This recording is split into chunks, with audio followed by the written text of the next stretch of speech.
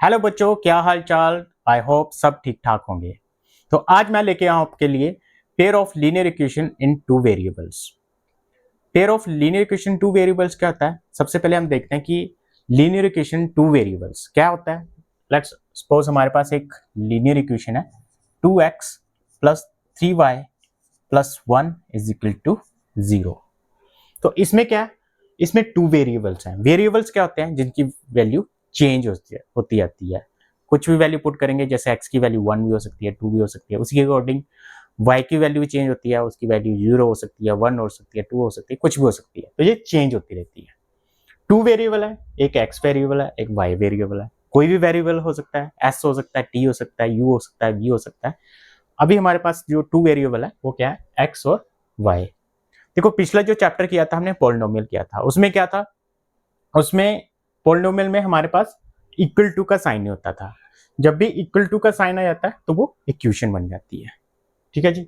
Linear, linear का मतलब जिसकी सबसे बड़ी पावर 1 होती है। पॉलिनोमियल में भी हमने किया था, जिसकी पावर 1 होती है उसको लीनियर पॉलिनोमियल कहते थे, जिसकी पावर 2 होती है उसको क्वाड्रेटिक पॉलिनोमियल कह सकते थे, जिसकी पावर 3 होती थी उसको क्यूब भी कह सकते थे। अब यहाँ पे क्या है? हमारे पास टू वेरिएबल्स हैं, पावर हमारी 1 है, तो लीनियर पॉलिनोमियल, लीनियर इक्वेशन होगी जिसमें टू वेरिएबल है। अब इसमें एक वर्ड और यूज हो गया, pair of linear equation. Pair का क्या मतलब होता है? टू, जोड़ा, दो। देखो, एग्जांपल के तौर पे हमारे पास एक लीनियर पॉलिनोमियल है, सॉरी लीनियर इक्वेशन है in two variable ax plus by plus c is equal to 0। ये इसकी जनरल फॉर्म है। अब पेयर की बात कर रहे हैं तो ये हो गया a1 b1 c1। दूसरा कौन सा हो गया? a2x b2y plus c2 is equal to 0। तो ये हमारा क्या हो गया? Pair of linear equation in two variables. यही चैप्टर का नाम है। तो जो इक्वेशन होती है ये हमेशा क्या करती है? लीनियर इक्वेशन होती है जो हमेशा स्ट्रेट लाइन में ग्राफ ड्रॉ करती है। जैसे पीछे पॉलिनोमियल में हमने किया था कि जो लीनियर पॉलिनोमियल होती थी स्ट्रेट लाइन में जो क्या करती थी? अपना ग्राफ ड्रॉ करती थी। इसी तरह जो लीनियर इक्वेशन है, लीनियर इक्वेशन क्या करेगी? स्ट्रेट लाइन में अपना ग्राफ ड्रॉ करेगी। अब यहाँ पे दो इक्वेशन है, दो इक्वेशन है, इसके मतलब दो लाइन ड्रॉ होगी। दो लाइन जो ड्रॉ होगी किस तरीके से हो सकती हैं?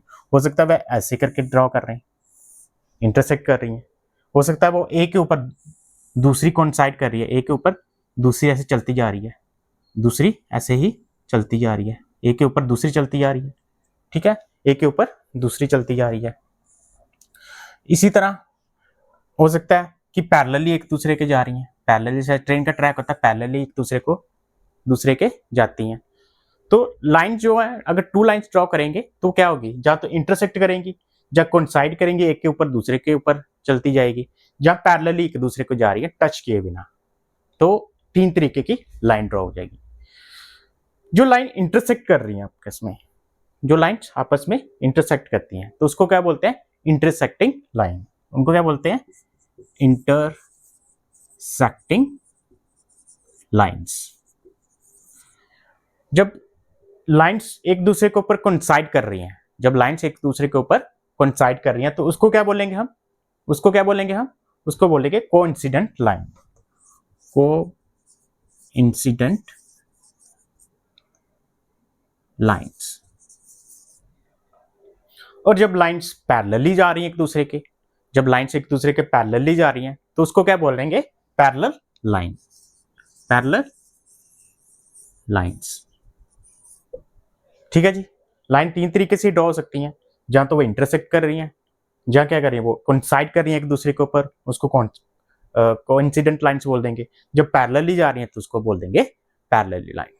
देखो, हमने पॉलिनोमियल में देखा था जब एक्स एक्सिस पे लाइन टच करती थी या इंटरसेक्ट करती थी तो उसको हम सोल्यूशन का यहाँ जीरो ऑफ द पॉलिनोमियल कह देते थे। इसी तरह जहां पे भी जब लाइन्स एक दूसरे को इंटरसेक्ट कर रही हैं, जब लाइन एक दूसरे को इंटरसेक्ट कर रही है तो इसका मतलब यहाँ पे एक सोल्यूशन निकल के आ गया।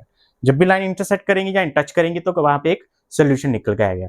तो यहाँ पे एक बार टच करी है, यहाँ पे टच करी है, तो यहाँ पे वन सोल्यूशन आ गया। तो ये हो गया हमारा वन सोल्यूशन। वन सोल्यूशन, या इसको हम कह सकते हैं यूनिक सोल्यूशन, या बोल देते हैं यूनिक सोल्यूशन। ठीक है जी। अगर फॉर एग्जाम्पल लाइन्स जो है एक दूसरे को क्या कर रही हैं, कोइंसिडेंट कर रही हैं, जो कोइंसाइड कर रही हैं। तो इसमें देखो कितने ही पॉइंट्स है जो एक दूसरे को टच कर रहे हैं, कितने ही पॉइंट है जो एक दूसरे को टच कर रहे हैं। तो ये क्या आ गए, infinite many solution, infinite many solution, infinite many solution. अब लाइन जो है पैरेलली जा रही है, लाइन क्या कर रही है, पैरेलली जा रही है, किसी को टच नहीं करेगी। जैसे ट्रेन की ट्रैक होती है, पैरेलली जा रही है, टच ही नहीं कर रही। तो टच ही नहीं करेगी तो नो सोल्यूशन, टच नहीं करी तो क्या हो गया, नो सोल्यूशन, नो सोल्यूशन। ठीक है जी, ये हो गया नो सोल्यूशन। ठीक है, अब इसके बाद हम चेक करेंगे, देखो जब भी हमें कोई लाइंस के सोल्यूशन मिल रहा है, जब भी हमें कोई सोल्यूशन बोल रहा है, तो उस सिस्टम को हम बोल देंगे कंसिस्टेंट। तो जैसे जहां पे भी हमें सोल्यूशन मिल रहा है, यहाँ पे भी हमें सोल्यूशन मिल रहा है, दो जगह हमें सोल्यूशन मिल रहा है, तो इनको हम बोल देते हैं कंसिस्टेंट लाइंस या सोल्यूशंस, कंसिस्टेंट। और जब कोई भी सोल्यूशन नहीं मिल रहा, लाइन एक दूसरे को टच नहीं कर रही, पैरेलली जा रही है, कोई भी सोल्यूशन नहीं मिल रहा, तो उसको बोल देते हैं हम इनकंसिस्टेंट, इनकंसिस्टेंट, इनकंसिस्टेंट। ठीक है जी, तो ये तो हमने चेक कर लिया कि लाइंस इंटरसेक्ट कर रही हैं या कोइंसाइड कर रही हैं या पैरेलली जा रही हैं। लेकिन हमारे पास एक मेथड होता है जिसके थ्रू हम विदाउट ग्राफ ड्रा करें आइडेंटिफाई कर सकते हैं कि लाइंस इंटरसेक्ट कर रही हैं या कोइंसाइड कर रही हैं या पैरेलली जा रही हैं। तो उसके लिए हमारे पास कंडीशन है, उसे हम कहते हैं, उसे हम क्या कहते हैं, उसे हम कहते हैं, देखो उसे चेक करने के लिए क्या कहते हैं, तो उसको देख लेते हैं कैसे करते हैं। देखो कंसिस्टेंसी चेक करने के लिए हमें पता ये होना चाहिए कि लाइन कोइंसाइड कर रही है या हमारी लाइन जो है इंटरसेक्ट कर रही है या वो पैरेलली जा रही है। तो उसे हम कहते हैं कंडीशन फॉर द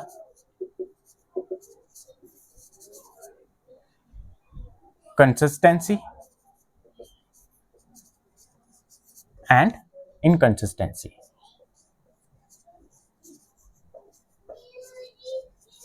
ठीक है जी, condition for the consistency and inconsistency. क्या कंडीशन होती है, देखो जैसे हमारे पास पेयर ऑफ इक्वेशन क्या है, a1 a2 b1 b2 c1 c2। तो हमारे पास देखो जब भी हमारे पास a1 divided by a2 not equal to b1 divided by b2 आ जाए, तो इसका मतलब क्या है, लाइंस जो है इंटरसेक्ट कर रही है। लाइन क्या कर रही है, इंटरसेक्ट कर रही है, इंटरसेक्टिंग लाइंस है। तो इसका मतलब क्या, लाइन इंटरसेक्टिंग है, इंटरसेक्टिंग लाइंस है। ठीक है जी, अगर हमारे पास a1 upon a2 b1 upon b2 c1 upon c2 सारे ही आपस में इक्वल आ रहे हैं, सारे ही आपस में इक्वल आ रहे हैं, तो इसका मतलब हुआ ये इनफाइनाइट मैनी सोल्यूशन है, इनफाइनाइट मैनी सोल्यूशन है। इसी तरीके से अगर हमारे पास आ जाए a1 a2 equal to v1 b2 not equal to c1 c2, तो इस केस में क्या होगा जी, क्या इसका क्या मतलब हुआ, ये नो सोल्यूशन है, इसको बोल देंगे हम नो सोल्यूशन, नो सोल्यूशन। तो इसमें क्या होगा, इंटरसेक्टेड लाइंस। ठीक है, इंटरसेक्टेड लाइंस का मतलब क्या हुआ, इंटरसेक्टेड लाइंस का क्या मतलब हुआ, यहाँ पे यूनिक सोल्यूशन है, यहाँ पे क्या है, यूनिक सोल्यूशन है।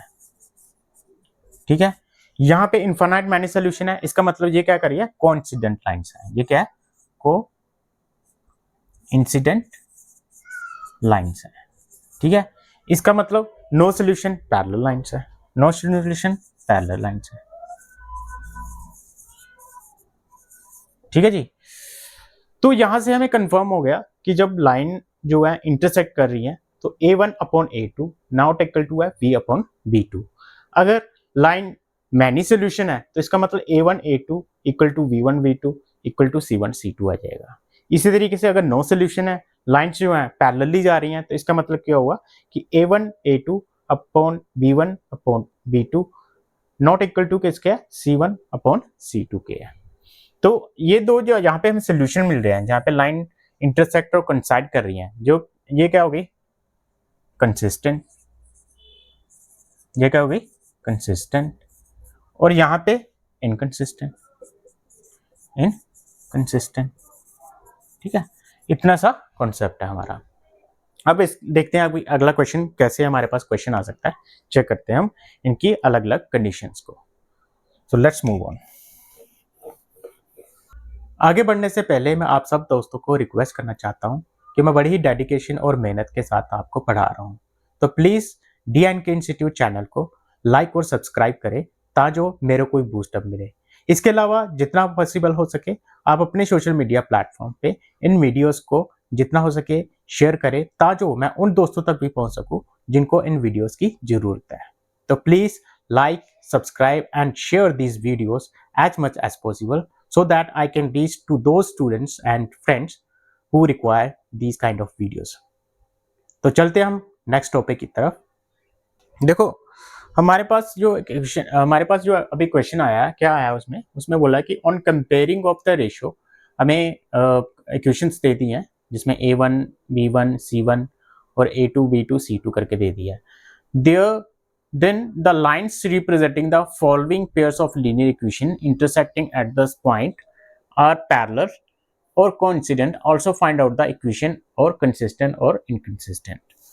ठीक है जी, इसमें हमें जो इक्वेशन दी है वो क्या है, 4x minus 3y, 4x minus 3y, उसके बाद क्या दिया +2 इज इक्वल टू 0, उसके बाद दे दिया 8x minus 6y plus 4 is equal to 0। देखिए हमारे पास दो इक्वेशन आ गई हैं। तो सबसे पहले हमें क्या फाइंड आउट करना है, सबसे पहले हमने देखना है A1 A2 कितना आता है। अब देखो A1 upon A2 is equal to क्या है 4/8, 4/8 कैंसिल करने के बाद क्या आ गया 1/2। हाँ जी, तो हमारे पास क्या आ गया इक्वेशन, सॉरी जो हमारे पास A1 अपॉन A2 कितना आ गया 1/2 आ गया। इसी तरह हमने V1 V2 चेक किया, V1 V2 कितना है -3 डिवाइडेड बाय -6, माइनस से माइनस कैंसिल हुआ, 3 1 जा 3, 3 2 जा 6, तो हमारे पास B1 B2 कितना आ गया, ये भी 1/2 आ गया। इसी तरीके से C1 C2 करके देख लिया, C1 C2 करके देख लिया, C1 C2 कितना है 2/4, 2/4, 2 1 जा 2, 2 2 जा 4, इसका मतलब C1 C2 क्या आ गया हमारा इक्वल आ गया 1/2 के। तो इसमें क्या आ गया A1 A2 1/2, B1 B2 1/2, C1 C2 1/2। इसका मतलब क्या होगा कि हमारा A1 upon A2 is equal to V1 upon B2 is equal to C1 upon C2 आ गया। तो इसमें क्या हो रहा है कि लाइंस जो है एक दूसरे के ऊपर कोइंसाइड कर रही हैं, तो मैनी सोल्यूशन है। तो lines are coincident, lines are coincident and have many solution, have many solution आ गए। और इसका क्या हुआ have many solution, तो इसका मतलब ये क्या है इक्वेशन क्या है consistent है, equation is consistent and equations are consistent। जो हमने पूछा था वो सारा ही लिख दिया, ठीक है जी। अगर फॉर एग्जांपल यहाँ पे A1 A2 not equal to V1 upon B2 आता है, इसको नहीं देखना, फिर A1 upon A2 not equal to B1 upon B2 आता, तो लाइंस क्या कर रही थी इंटरसेक्ट कर रही हैं, तो यहाँ पे क्या आ जाना था यूनिक सोल्यूशन, और हमारी जो इक्वेशन थी वो कंसिस्टेंट थी। अदरवाइज ऐसा होता कि यहाँ पे तो इक्वल आ जाता, यहाँ पे इक्वल आ जाता, यहाँ पे इक्वल ना आता, यहाँ पे इक्वल नहीं आता, तो क्या हो जाना था यहाँ पे क्या लाना सोल्यूशन जो था, जो लाइंस थी वो पैरेलली जा रही थी, देयर इज नो सॉल्यूशन, तो लाइंस क्या जानी थी, इक्वेशंस क्या जानी थी हमारी इनकंसिस्टेंट आने थी। तो ये सिंपल सा मेथड था, आपको सिर्फ रूल जो है याद रखने हैं कि क्या फॉलो करने हैं। हर टाइम पे आप दो तरीके से ग्राफ के थ्रू भी आइडेंटिफाई कर सकते हैं, जहाँ ये कंडीशंस कंसिस्टेंसी और इनकंसिस्टेंसी की कंडीशन चेक करके आप चेक कर सकते हैं कि लाइंस पैरेलली जा रही हैं, लाइन इंटरसेक्ट कर रही हैं, या लाइंस कोइंसाइड कर रही हैं। तो ये मेथड था। चलो अगला नेक्स्ट क्वेश्चन करते हैं। देखो इस चैप्टर पे जो हमारा फोकस रहेगा वो किस पे रहेगा कि हमने x और y की वैल्यू निकालनी है। सबसे पहले हमें क्या करना है, इक्वेशन दी होगी, हो सकता है नहीं दी हो तो हमें बनानी पड़ेगी। इक्वेशन के थ्रू हमने x और y की वैल्यू निकालनी है। उसके लिए हम डिफरेंट मेथड यूज करते हैं। कौन कौन से मेथड यूज करते हैं, हम एलिमिनेशन मेथड यूज करते हैं, हम सब्स्टिट्यूट मेथड करते हैं, या ग्राफ के थ्रू फाइंड आउट करते हैं। तो सबसे पहले हम एलिमिनेशन मेथड को यूज करेंगे, देखते हैं कि कैसे हम एलिमिनेशन मेथड से हम वैल्यू निकाल सकते हैं x और y की। तो हमारे पास एक क्वेश्चन दिया हुआ है, उसमें दिया है solve 2x plus 3y is equal to 5 and 3x plus 2y equal to 10 by elimination method and hence find the value of m for which y is equal to mx plus 3 है। तो हमारे पास जो दो equation दी हैं, पहले वो देख लेते हैं कौन कौन सी इक्वेशन दी हुई है हमारे पास। पहले उसे ले लेते हैं। हमारे पास है एक 2x plus 3y is equal to 5, एक इक्वेशन ये आ गई हमारे पास। दूसरी इक्वेशन क्या है, 3x plus 2y is equal to 10।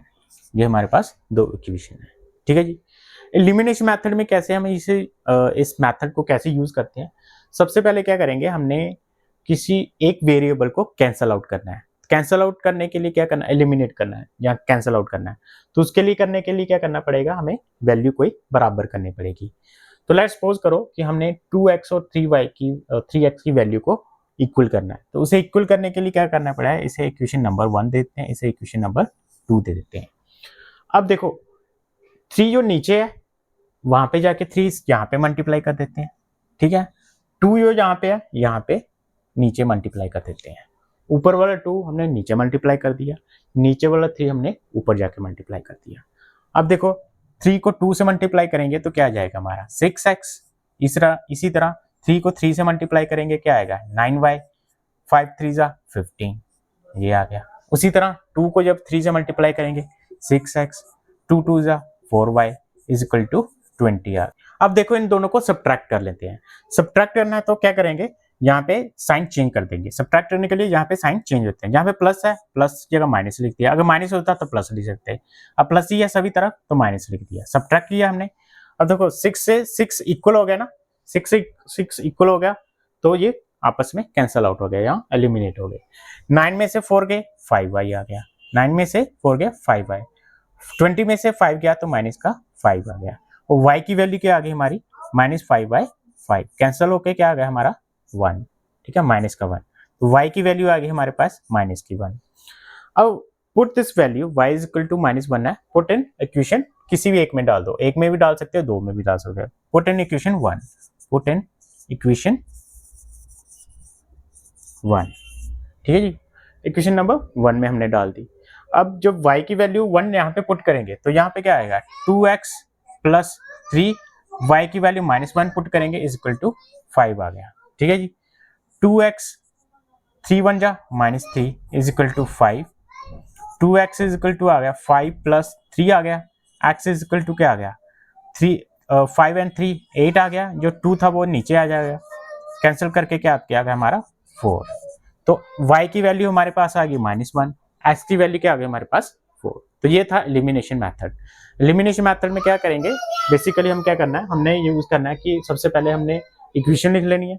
Equation लिखने के बाद किसी भी एक वेरिएबल को हमने बराबर कर लेना है। बराबर करने के बाद, जैसे बराबर करने के लिए क्या करना है, इक्वल करने के लिए हमने ऊपर वाले 2 को नीचे मल्टीप्लाई कर दिया और नीचे वाले 3 को ऊपर मल्टीप्लाई कर दिया। y को भी इक्वल करके सकते थे, उसको भी कैंसिल आउट करते हैं। किसी भी एक वेरिएबल को हमने इक्वल करके हमने क्या करना जाता है, सब्ट्रैक्ट करके या ऐड करके, अगर साइन यहाँ पे माइनस होते तो हम उसे ऐड कर लेते। तो ऐड ये करके या सब्ट्रैक्ट करके किसी तरीके से हमने एक वेरिएबल को एलिमिनेट कर देना है। एलिमिनेट कर दिया क्योंकि 6x और 6x इक्वल आ गए और उसको माइनस कर दिया तो कैंसिल आउट हो गया, यहाँ एलिमिनेट हो गया। इसी तरह 9y में से 4y गया, 5y आ गया, वैल्यू निकल के आ गई y इक्वल टू -1। -1 की जो वैल्यू थी y इज इक्वल टू -1, जो हमने इक्वेशन नंबर 1 में भर ली। भरने के बाद हमारे पास ये आ गया x की वैल्यू 4 आ गई। तो ये था हमारा एलिमिनेशन मेथड। इसी के बाद हमारा एक दूसरा मेथड है, उसको बोलते हैं हम सब्स्टिट्यूट मेथड। अब उस मेथड को भी चेक कर लेते हैं कि कैसे हमने उसे यूज करना है। तो पिछले क्वेश्चन में हमने देखा कि कैसे हम एलिमिनेशन मेथड यूज करके x और y की वैल्यू निकालते हैं पेयर ऑफ लीनियर इक्वेशंस में। अब हम देखेंगे कि कैसे हम सब्स्टिट्यूट मेथड यूज करके x और y की वैल्यू निकालेंगे पेयर ऑफ लीनियर इक्वेशंस में। लेट्स सपोज करो हमारे पास 2 लीनियर इक्वेशंस है, 0.2x plus 0.3y is equal to 1.3। इसी तरीके से दूसरी इक्वेशन है 0.4x plus 0.5y is equal to 2.3। 3। ठीक है, ये हमारे पास दो लीनियर इक्वेशन है। तो सबसे पहले हमारे पास पॉइंट्स में वैल्यू है, तो हम क्या करेंगे, हम मल्टीप्लाई कर देंगे बोथ इक्वेशन बाय 10। तो क्या करेंगे, multiply both side, multiply both side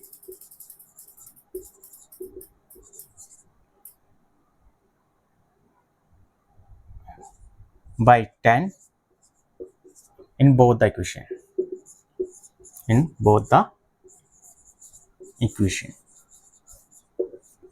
ठीक है जी।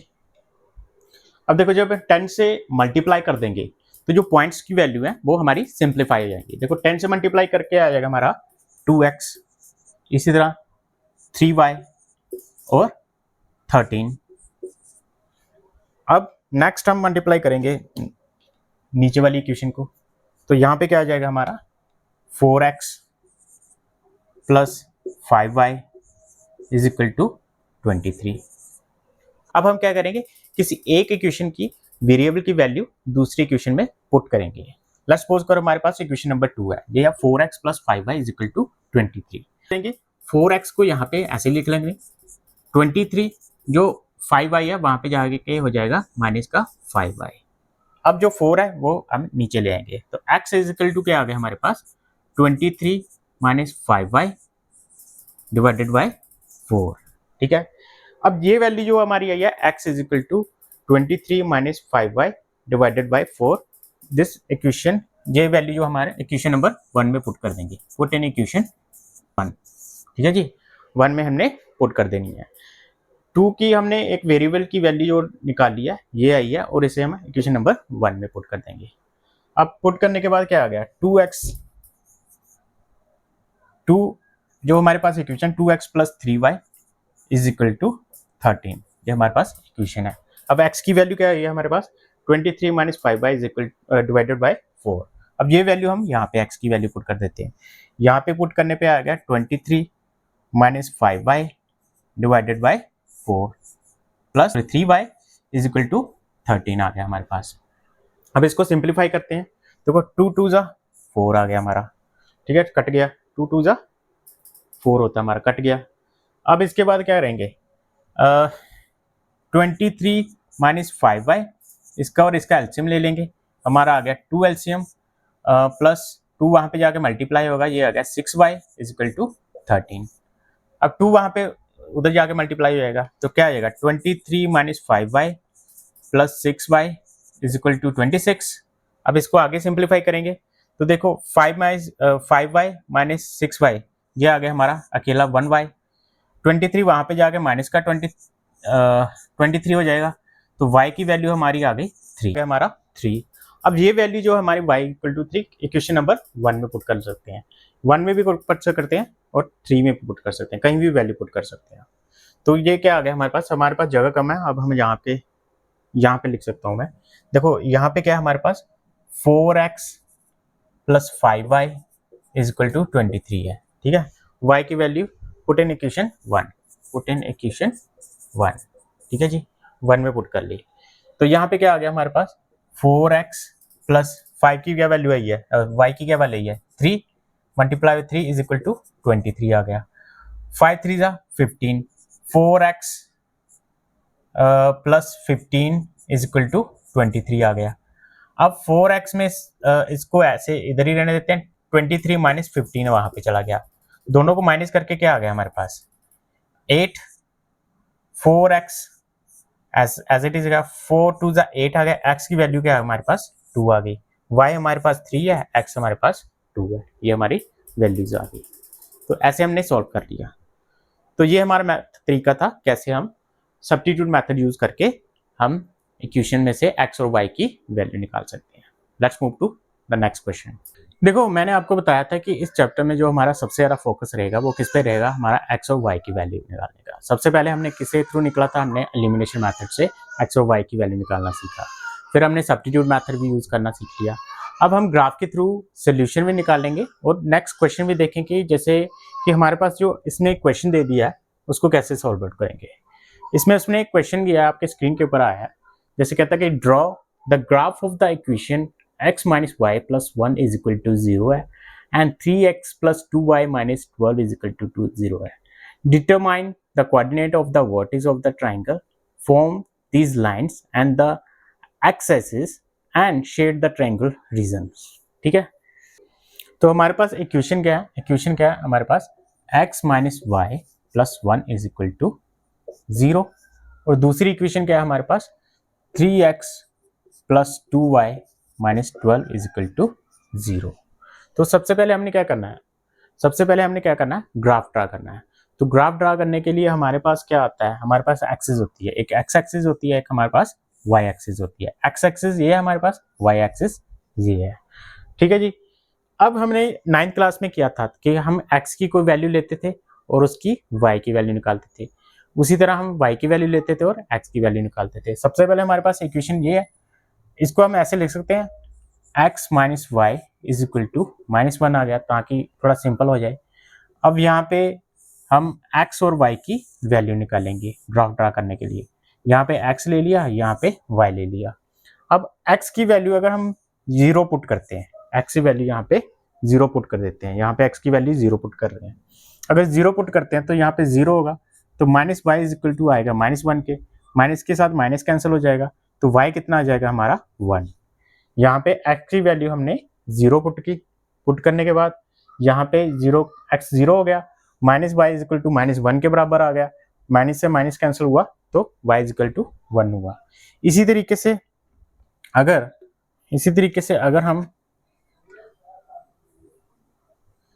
हम x की वैल्यू 1 पुट करते हैं, x की वैल्यू हम 1 पुट करते हैं, तो यहाँ पे क्या आएगा, 1 आ जाएगा, minus Y is equal to -1, यहाँ पे जाके -1 यहाँ पे आ जाएगा, यहाँ पे -1 वहाँ पे चला जाएगा तो माइनस का चला जाएगा, तो -1 2 आ गया, 2 आया, लेकिन माइनस का 2 आया तो 2 माइनस से माइनस कैंसिल होके 2 आ गया।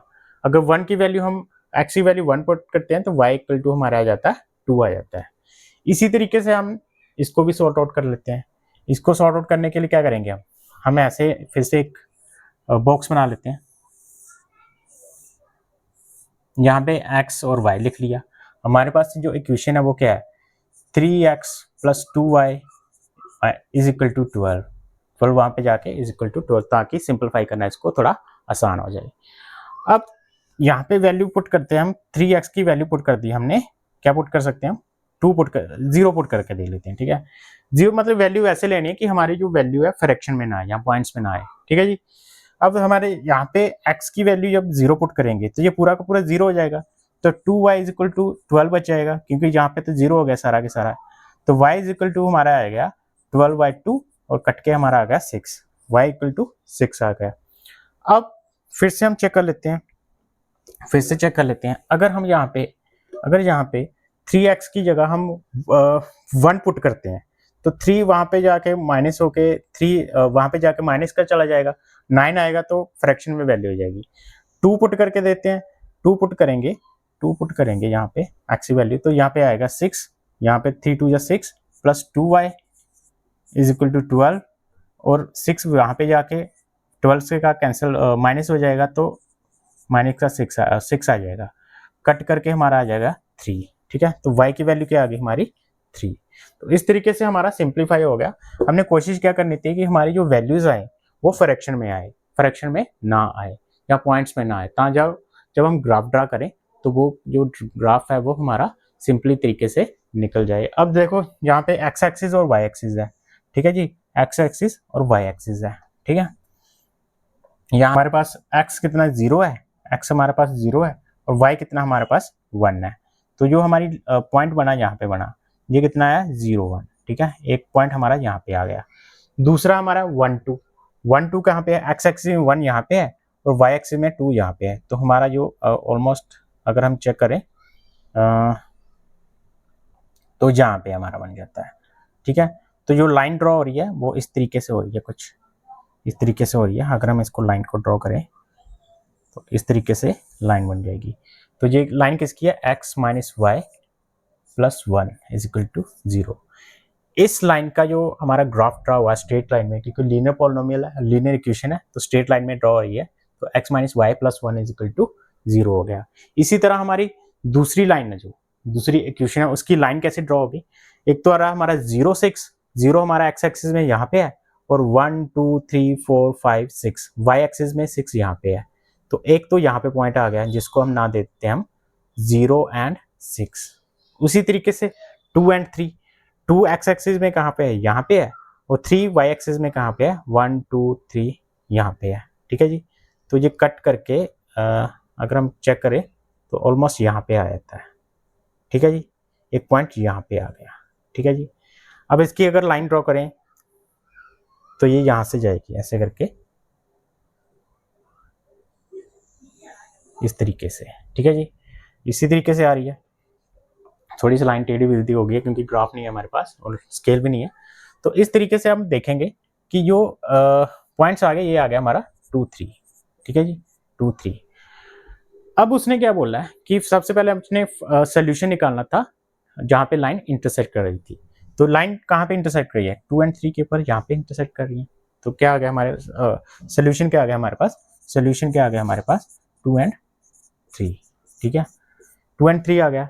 इसी तरीके से उसने बोला था कि इसके वर्टेक्स भी लिखने हैं, इसके वर्टेक्स भी लिखने हैं जो ट्राइंगल बनेगी। तो देखो ये ट्राइंगल बन रही है। अब इसको शेड करने के लिए बोला है तो हम शेड कर देते हैं इसको ऐसे ऐसे करके। ठीक है, ताकि पता चल जाएगा हमारी वर्टेक्स कहाँ पे बन रही है और हमारी ट्राइंगल कहाँ पे बन रही है। तो ये हमारी जो हमने शेड की है, जिसको हमने थोड़ा सा कलरफुल कर दिया है, जहाँ हमने इसको ड्रॉ कर दिया है लाइन्स वगैरह इसके ऊपर। तो ये हमारे पास कौन कौन सी वर्टेक्स आ गई, ये आ गई हमारे पास 0। ठीक है जी, -1 एंड 0 आ गई। इसी तरीके से एक्स एक्सिस पे क्या आ गई, यहाँ पे जो वर्टेक्स आई हैं यहाँ पे कौन कौन सी आ गई, 0, वाई एक्सिस हमारी 0 है और एक्स एक्सिस क्या हमारी 4 है, 4 0 आ गई। इसी तरह से यहाँ पे वर्टेक्स क्या आ गई, 2 3 आ गई हमारे पास। तो जो हमारी वर्टेक्स निकल के आ गई है वो कौन कौन सी निकल के आ गई हमारे पास। देखो ये वाली वर्टेक्स है, एक ये वाली वर्टेक्स है, एक ये वाली वर्टेक्स है। ठीक है जी। तो कौन कौन सी वर्टेक्स आई, एक तो 2 3 आ गई हमारे पास। वर्टेक्स कौन कौन सी आ गई हमारी, vertex of the triangle, vertex of the triangle कौन कौन सी आ गई है, vertexes of the triangle, vertex of the triangle 2 3 आ गई। उसके बाद क्या हमारे पास -1 0 आ गई, -1 0 आ गई और एक आ गई हमारे पास 4 0। ठीक है, ये हमारे पास वर्टेक्स आ गई। सोल्यूशन कौन से थे, 2 3 यहाँ पे लाइंस इंटरसेक्ट कर रही थी। तो इस तरीके से ये हमारा लाइन जो हमारा ग्राफ था वो ड्रा करना सीखा था कि ऐसे हमने जो ग्राफ है वो ड्रा करना है।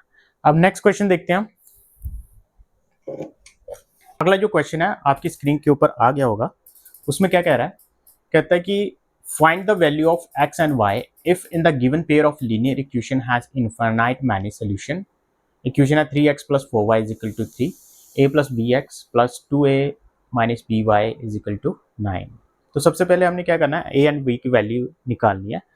लेकिन हमें इसमें गिवन है कि जो इक्वेशन है वो इनफाइनाइट मैनी सोल्यूशन है, उसके इनफाइनाइट मैनी सोल्यूशंस हैं।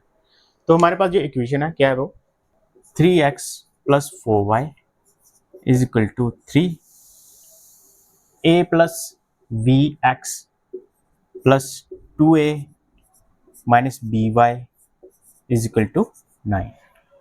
ये हमारे पास इक्वेशंस दे दी है।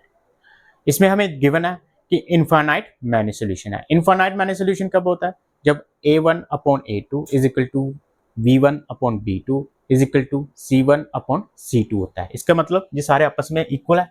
तो हमारे पास एक फार्मूला जो हमें बताता है कि इनफाइनाइट मैनी सोल्यूशन है, तो वो क्या बताता है कि a1 upon a2 is equal to होगा b1 upon b2 c1 upon c2 according to the question या एज पर द क्वेश्चन। अब देखो a1 कितना हमारा, यहाँ पे 3 है, हमें 3 लिख दिया। a2 कितना हमारा, a प्लस b, वैसे लिख दिया, इज इक्वल टू b1 हमारा 4 आ गया, 2a माइनस b आ गया, फिर c1 आ गया हमारा 3 एंड डिवाइडेड बाय 9। अब हमें पता है कि a एंड b की वैल्यू निकालनी है। हमें पता है कि सारे आपस में बराबर है, इक्वल है। अब पहले इसको और इस दोनों को मल्टीप्लाई कर लेंगे और इनको दोनों को मल्टीप्लाई कर लेंगे, वहां से हम 2 इक्वेशन बना लेंगे a एंड b की। वहां से हम कोई भी मेथड यूज करके, स्प्लिटिंग द मेथड या सब्स्टिट्यूट मेथड यूज करके वैल्यू निकाल लेंगे। तो सबसे पहले क्रॉस मल्टीप्लाई कर लेते हैं, 3a plus b multiply by 3 divided by 9। Cross multiply करेंगे तो क्या आएगा, देखो a प्लस b जब यहाँ से मल्टीप्लाई होगा जहाँ पे जाके, तो ये आ जाएगा 3a+b, 9 को 3 से मल्टीप्लाई करेंगे तो इसको एज इट इज लिख लेते हैं। 3 से 3 कैंसिल हो गया तो हमारे पास क्या आ गया, a+b इज इक्वल टू 9। ये हमारी इक्वेशन नंबर 1 आ गई। ठीक है जी। इसी तरीके से अब हम इस जो 4/2a - b को इसके साथ 3/9 के साथ क्रॉस मल्टीप्लाई कर देते हैं। अब दोनों को क्रॉस मल्टीप्लाई करेंगे, देखो 2a - b किसके साथ मल्टीप्लाई होगा, 3 के साथ, तो 3 के साथ मल्टीप्लाई कर दिया, इज इक्वल टू 9 और 4 को मल्टीप्लाई भी कर देते हैं, 9 और 4 को मल्टीप्लाई कर सकते हैं, 9 और 4 को क्रॉस मल्टीप्लाई कर दिया।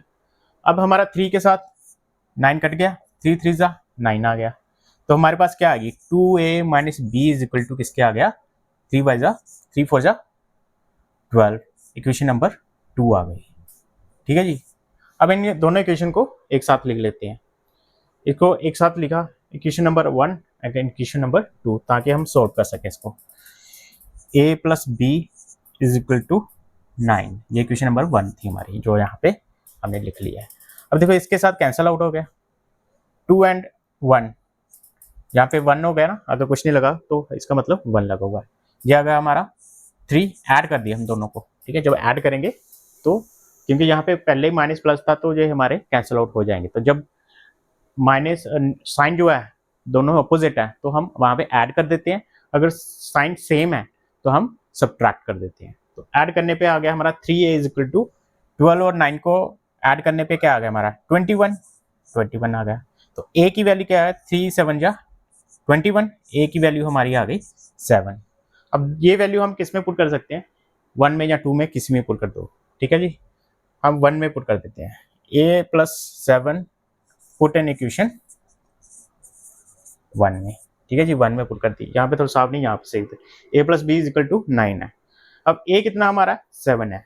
ठीक है, a कितना हमारे पास 7 है, तो a की वैल्यू यहाँ पे क्या आ गई, 7 + b इज इक्वल टू 9 आ गया, b इज इक्वल टू 9 आ गया हमारे पास।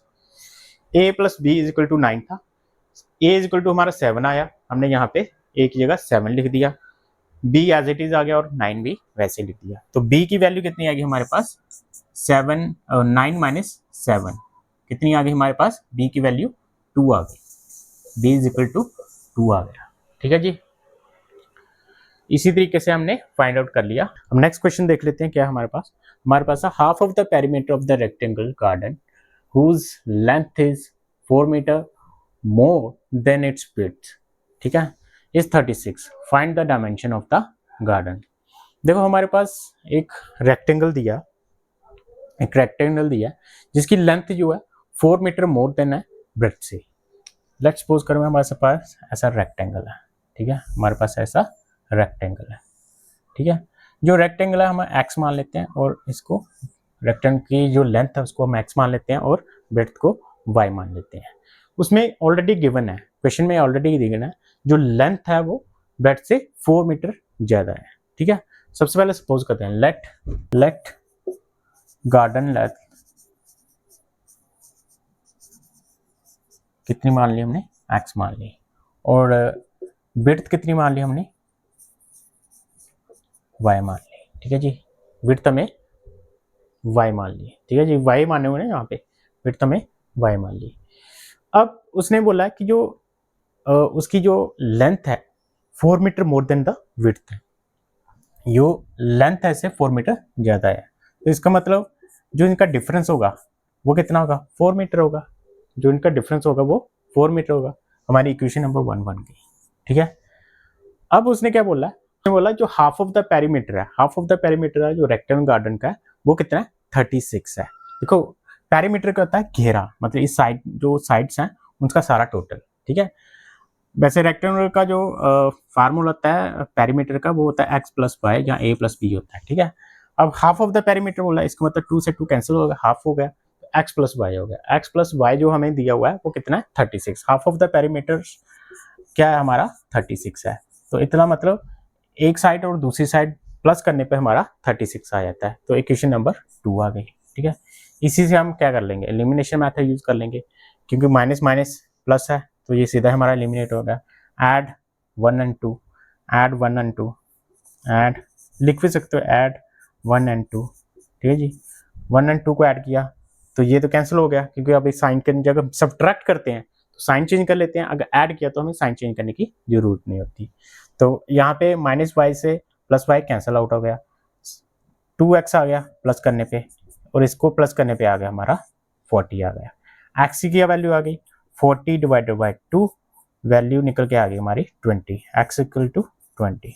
Put this value in equation 1, put in equation 1, put in equation 1 में पुट की, तो यहाँ पे क्या है हमारे पास x की वैल्यू 20 आ गई, x की वैल्यू 20 आ गई, y एज इट इज आ गया, और 4 हमने यहाँ पे एज इट इज लिख दिया।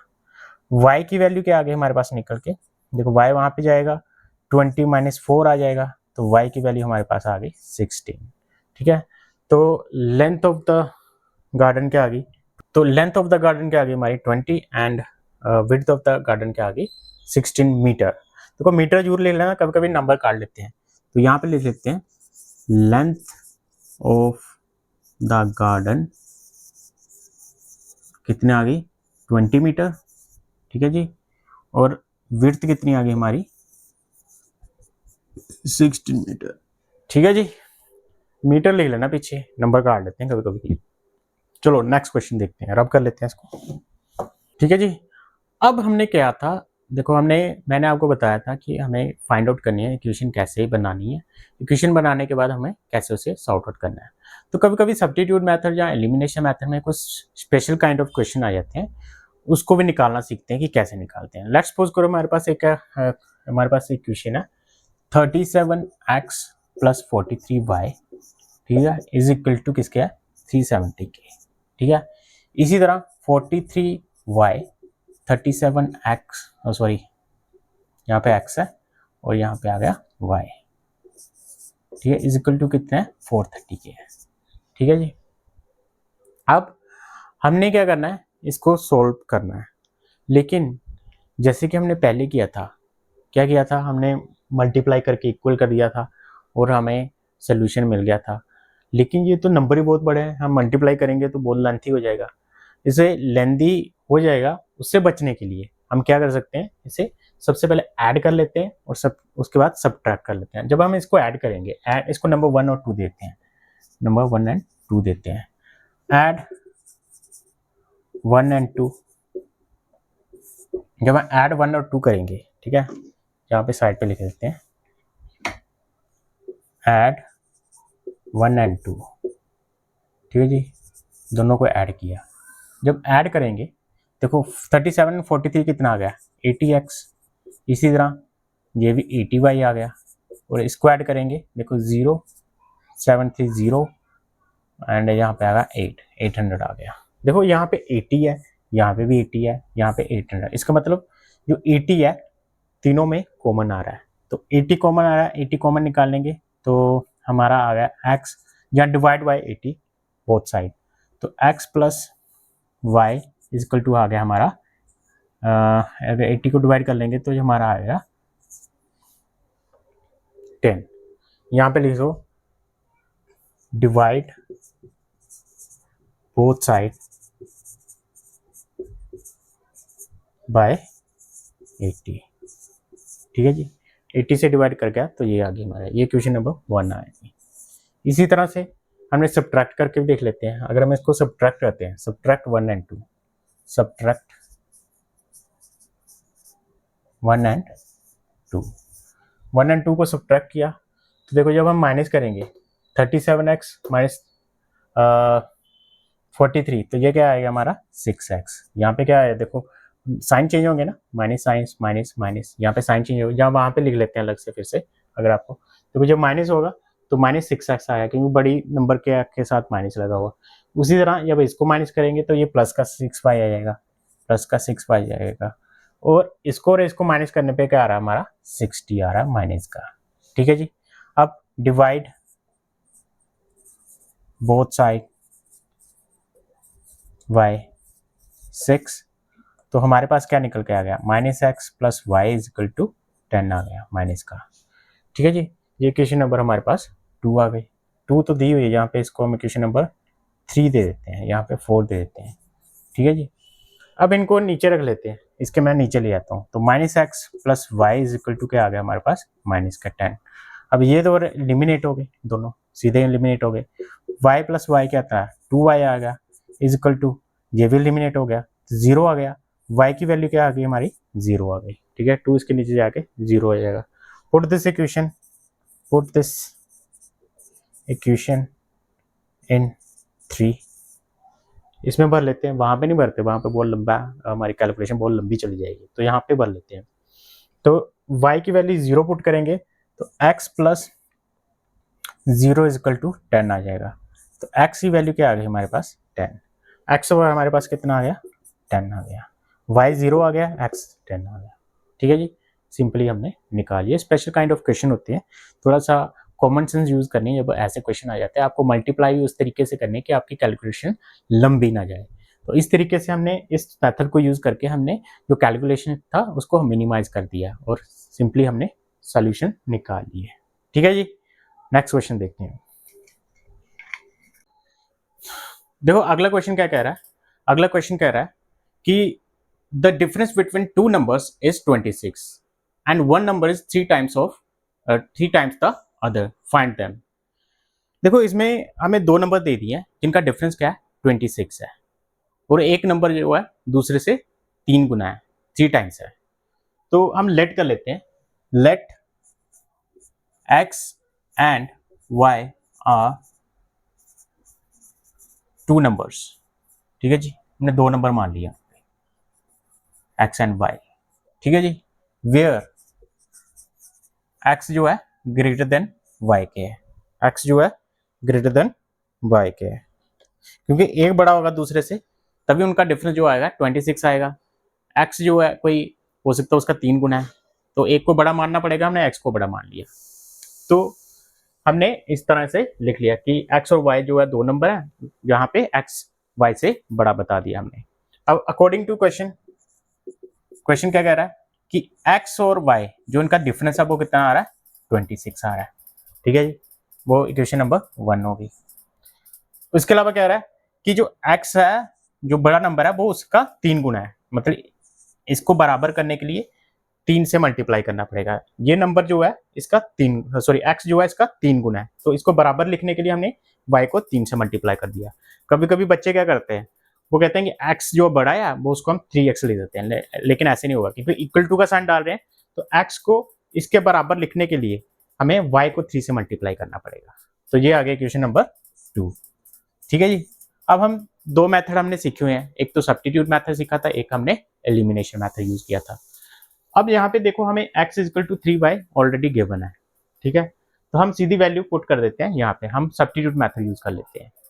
तो x put this value in equation number 1, put in equation number 1 में पुट कर लिया, ठीक है। x is equal to 3y हमने यहाँ पे लिख ली। x की वैल्यू है कि हमारे पास x की जगह हमने 3y लिख दिया, y एज इट इज आ गया एंड 26 आ गया। 3y में से 1y गया तो कितना आ गया, 2y is equal to 26, cancel out किया 13 आ गया। y की वैल्यू कितनी आ गई हमारे पास, 13।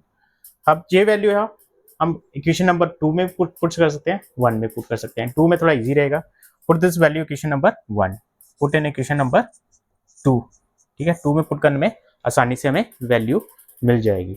अब y की जो वैल्यू 3 यहाँ पे पुट कर देते हैं, तो x कितना आ गया हमारे पास, x क्या आ गया, x आ गया 3 इंटू वाई की वैल्यू आ गई हमारी 13, x क्या आ गया हमारे पास 39, ठीक है जी।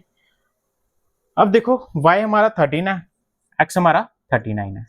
अब देखो 13 जो है इसका 3 गुना है ना, 13 3 जा 39। अब दोनों को माइनस करोगे तो 26 आ जाता है, तो इससे हम रफ चेक भी कर सकते हैं इसी तरीके से। तो ये हमारा था ये क्वेश्चन। तो बड़े आसान क्वेश्चन होते हैं, आपको पहले जो स्टेटमेंट वाले क्वेश्चन जो है वो ज़्यादा सिंपल होते हैं, उसमें कैलकुलेशन कम होती है, आपको सिर्फ कॉन्सेप्ट को अंडरस्टैंड करना होता है कि हमने कैसे करना है।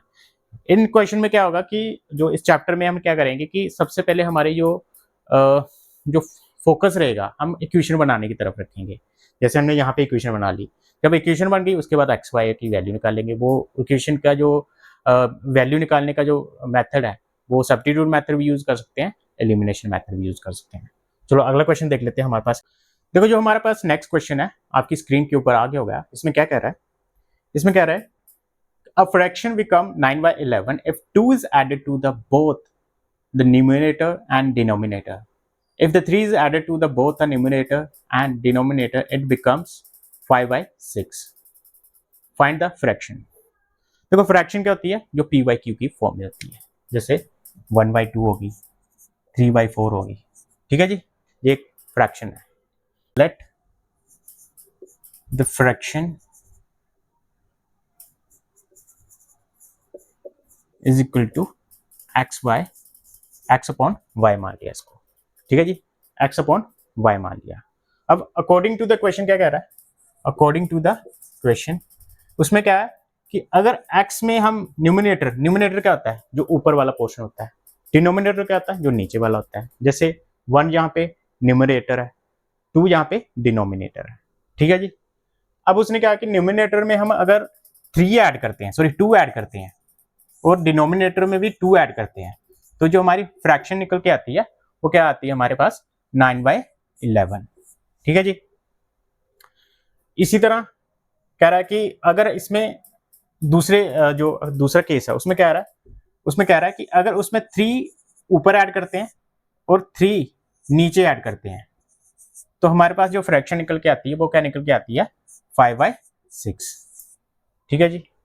जो उसने बोला हमने एज इट इज लिख दिया. अब इसको सिंप्लीफाई कर लेते हैं.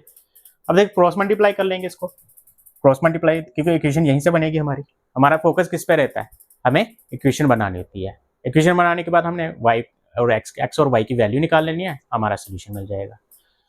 तो इसे क्रॉस मल्टीप्लाई करते हैं, 11 को वहां पे मल्टीप्लाई करेंगे तो क्या बन जाएगा 11x प्लस 22, ठीक है जी. 11 को यहाँ पे मल्टीप्लाई किया, 11x 22 यहाँ पे मल्टीप्लाई करेंगे तो ये आएगा हमारा 9y प्लस 18, ठीक है जी. अब इसको आगे थोड़ा और सिंप्लीफाई करते हैं. 11x 9y यहाँ पे आ जाएगा, वेरिएबल एक तरफ आ गए, नॉन वेरिएबल दूसरी तरफ चले गए, ठीक है जी. के पास कॉन्स्टेंट नंबर दूसरी तरफ चले गए. अब 11x माइनस 9y यहाँ पे माइनस करने पे आ गया हमारा माइनस का 4. ये क्वेश्चन नंबर 1 आ गई हमारे पास, ठीक है जी. इसी तरह अगर हम यहाँ पे इसको सॉल्व कर लेते हैं, 6x क्रॉस मल्टीप्लाई किया 6x, 6 को 3 से मल्टीप्लाई किया 18 इज इक्वल टू 5y, 5 3 जा 15, ठीक है जी. अब 6x का यहाँ पे आके 6 y यहाँ पे इक्वल टू आके माइनस का y बन गया, माइनस का 5y बन गया, 15 माइनस 18 का आ गया, 15 माइनस 18 उधर जाके माइनस का बन गया. अब हमारे पास दूसरी इक्वेशन क्या आ गई, 6x minus 5y is equal to minus का 3, क्योंकि 18 में से 5 के माइनस का 3 आ गया. ये क्वेश्चन नंबर 2 बन गई. अब ये वैल्यू हम क्या करेंगे, सब्स्टिट्यूट मेथड या एलिमिनेशन मेथड से हम x और y की वैल्यू निकाल सकते हैं. हम यहाँ पे एलिमिनेशन मेथड यूज कर लेते हैं. तो उसके लिए क्या करना पड़ेगा, हमें किसी एक वेरिएबल को बराबर करना पड़ेगा. तो हम क्या करते हैं, इसको बराबर कर लेते हैं, ठीक है जी. जो y को है वो बराबर करते हैं, इक्वल कर लेते हैं. अब 5 वहां पे जाके मल्टीप्लाई होगा, 9 नीचे जाके मल्टीप्लाई हो जाएगा, ठीक है.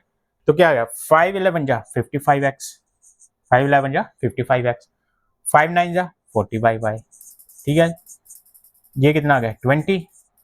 इसी तरह 9 को यहाँ पे मल्टीप्लाई किया 54x आ गया, 45 आ गया मल्टीप्लाई करने के बाद, और ये यहाँ पे आ गया 18, ठीक है. तो मुश्किल तो नहीं है.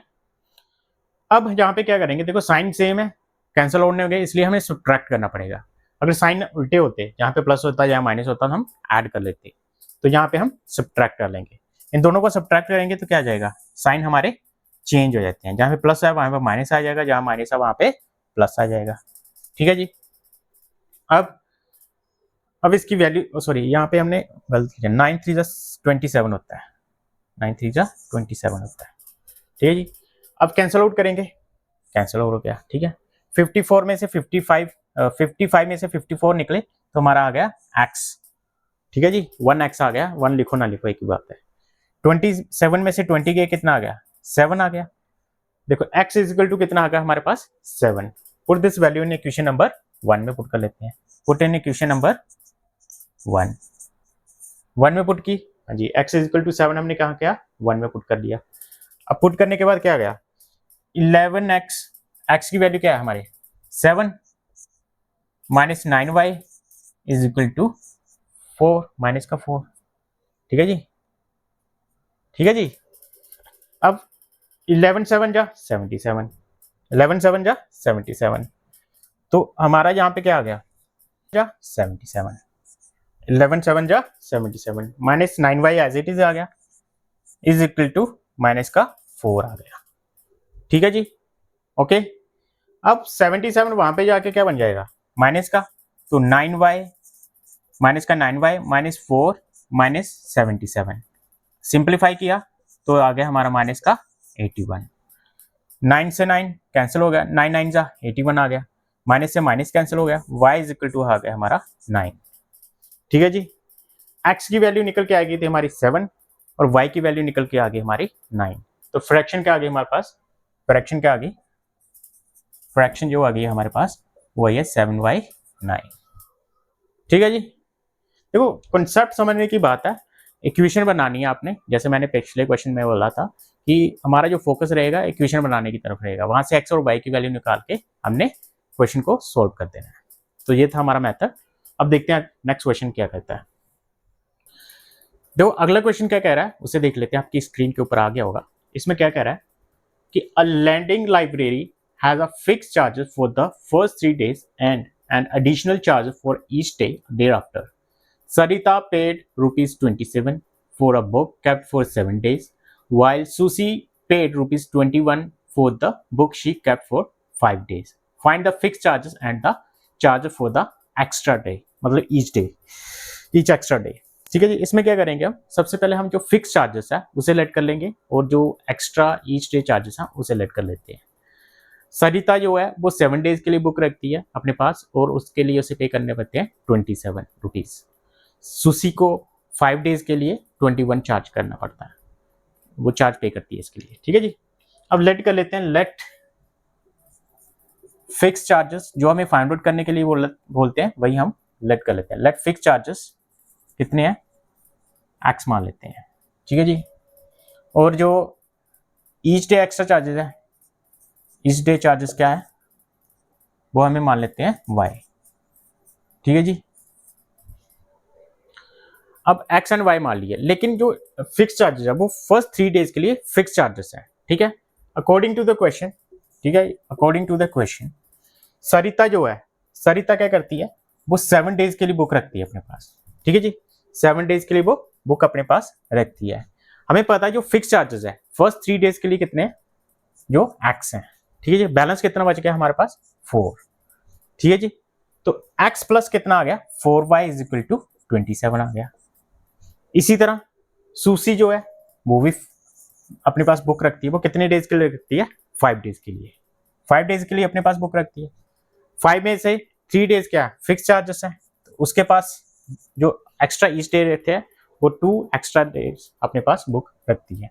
तो 2y उसके लिए इसको कितना पे करना पड़ता है 21 रुपीज। ठीक है, अकॉर्डिंग टू द क्वेश्चन। अब ये इक्वेशन बन गई, इक्वेशन 1 और 2 बन गई हमारे पास। ठीक है जी, अब इसको सोल्व कर लेते हैं। इसे तो ऑलरेडी सोल्व दिया है, इसमें देखो एक्स और एक्स का जो हमारे कोफिशिएंट है वो सेम है, जो वेरिएबल है। तो यहाँ पे क्या आ गया, हम सब्ट्रैक्ट कर लेते हैं, -1 सॉरी माइनस आ गया, प्लस कीजिएगा माइनस आ गया, यहाँ पे माइनस आ गया। सब्ट्रैक्ट करने पर हम साइन चेंज कर लेते हैं, एक्स के साथ एक्स कट गया, 4 में से 2 गए, हमारा आ गया 2y आ गया इज इक्वल टू 27 में से 21 गए, आ गया हमारा 6। तो y की वैल्यू क्या आ गई हमारे पास 2 3 जा 6, y की वैल्यू हमारे पास 3 निकल के आ गई। अब ये वैल्यू हम इक्वेशन नंबर 1 में पुट कर लेते हैं, put in equation number 1, put in equation number 1। ठीक है, 1 में पुट करने पे क्या आ गई हमारे पास 1 इक्वेशन ये है। अब y की वैल्यू हम जब 3 पुट करेंगे 4 3 जा 12 बन जाएगा, 27 आ गया इज इक्वल टू 27 आ गया। x की वैल्यू निकालनी हमने, 4 3 जा 12, 27 माइनस 12। ठीक है जी, x की क्या वैल्यू आ गई हमारे पास 27, इसमें 12 निकलेंगे तो हमारा आ जाएगा 15। ठीक है, तो फिक्स चार्जेस क्या आ गए हमारे पास, फिक्स चार्जेस क्या आ गए हमारे पास, फिक्स चार्जेस आ गए हमारे पास 15 15 रुपीज़ लिख देना, पीछे नंबर कर सकते हैं इसके, ठीक है, रुपीज़ यूरो लिखना है। इसी तरीके से जो ईच डे एक्स्ट्रा चार्जेस हैं, ईच डे चार्जेस कितने आ गए, ईच डे चार्जेस वो कितने आ गए हमारे पास, ईच डे चार्जेस हमारे पास आ गए, वाई की जो वैल्यू आई थी हमारे पास क्या निकल के आ गई 3, वो थे 3 रुपीज़, ठीक है जी। इक्वेशन निकालने आ गई, उसके बाद क्वेश्चन भी हमारा निकल गया। तो कॉन्सेप्ट यहाँ पे इक्वेशन को बनाने का रहेगा कि कैसे आप उसे अंडरस्टैंड करके कंसेप्चुअल नॉलेज को गेन करके आप इक्वेशन बनाना सीख लेते हो। तो नेक्स्ट क्वेश्चन देखते हैं हमारा, पहले से रब कर लेते हैं। अगला क्वेश्चन करने से पहले मैं कंसेप्ट समझाना चाहूँगा आपको। लेट्स सपोज हमारे पास 2 डिजिट नंबर है 37, ठीक है। जो फर्स्ट प्लेस पे नंबर होता है इसे हम कहते हैं यूनिट प्लेस, इसे क्या कहते हैं हम, यूनिट प्लेस। इसी तरह जो सेकंड डिजिट पे होता है, सेकंड नंबर पे होता है, उसे हम कहते हैं टेंस प्लेस, उसे क्या कहते हैं हम, टेंस प्लेस। 2 डिजिट नंबर में जो फर्स्ट नंबर है उसको यूनिट प्लेस कहते हैं, सेकंड नंबर को बोलते हैं टेंस प्लेस। अब देखो हम इसे ऐसे लिख सकते हैं, 3 जो टेंस प्लेस पे है उसको 3 मल्टीप्लाई बाई 10 और 7 जो यूनिट प्लेस पे है मल्टीप्लाई बाई 1, तो ये क्या बन गया 30 प्लस 7 क्या बन गया 37, ठीक है जी। इसी तरह अगर हम इसको रिवर्स कर देते हैं, मतलब यूनिट प्लेस वाले नंबर को टेंस प्लेस पे ले जाते हैं और टेंस प्लेस वाले को यूनिट प्लेस पे ले जाते हैं, ये बन गया 73। तो इसको ऐसे ले सकते हैं, जो टेंस प्लेस पे चला गया 10 मल्टीप्लाई बाई 7 और ये यूनिट प्लेस पे आ गया 3 मल्टीप्लाई बाई 1, तो ये क्या बन गया 17 प्लस 70 प्लस 3 प्लस करने के बाद आ गया 73। तो प्लेस रिवर्स हो गई, मतलब जो टेंस प्लेस पे नंबर था वो यूनिट प्लेस पे चला गया, जो यूनिट प्लेस पे वो टेंस प्लेस पे आ गया, तो रिवर्स हो गया। कॉन्सेप्ट ये रहेगा कि जो टेंस प्लेस वाला नंबर है उसको 10 से मल्टीप्लाई करते हैं, प्लस जो यूनिट प्लेस वाला नंबर है उसको 1 से मल्टीप्लाई कर लेते हैं। इसी तरह अगर हमारे पास एक नंबर है, लेट्स सपोज करो हमें पता नहीं है x और y, जो x है नंबर वो टेंस प्लेस पे है, वो x जो है टेंस प्लेस पे है, और y जो है हमारा किस पे है, यूनिट प्लेस पे है, वो क्या है यूनिट प्लेस पे है।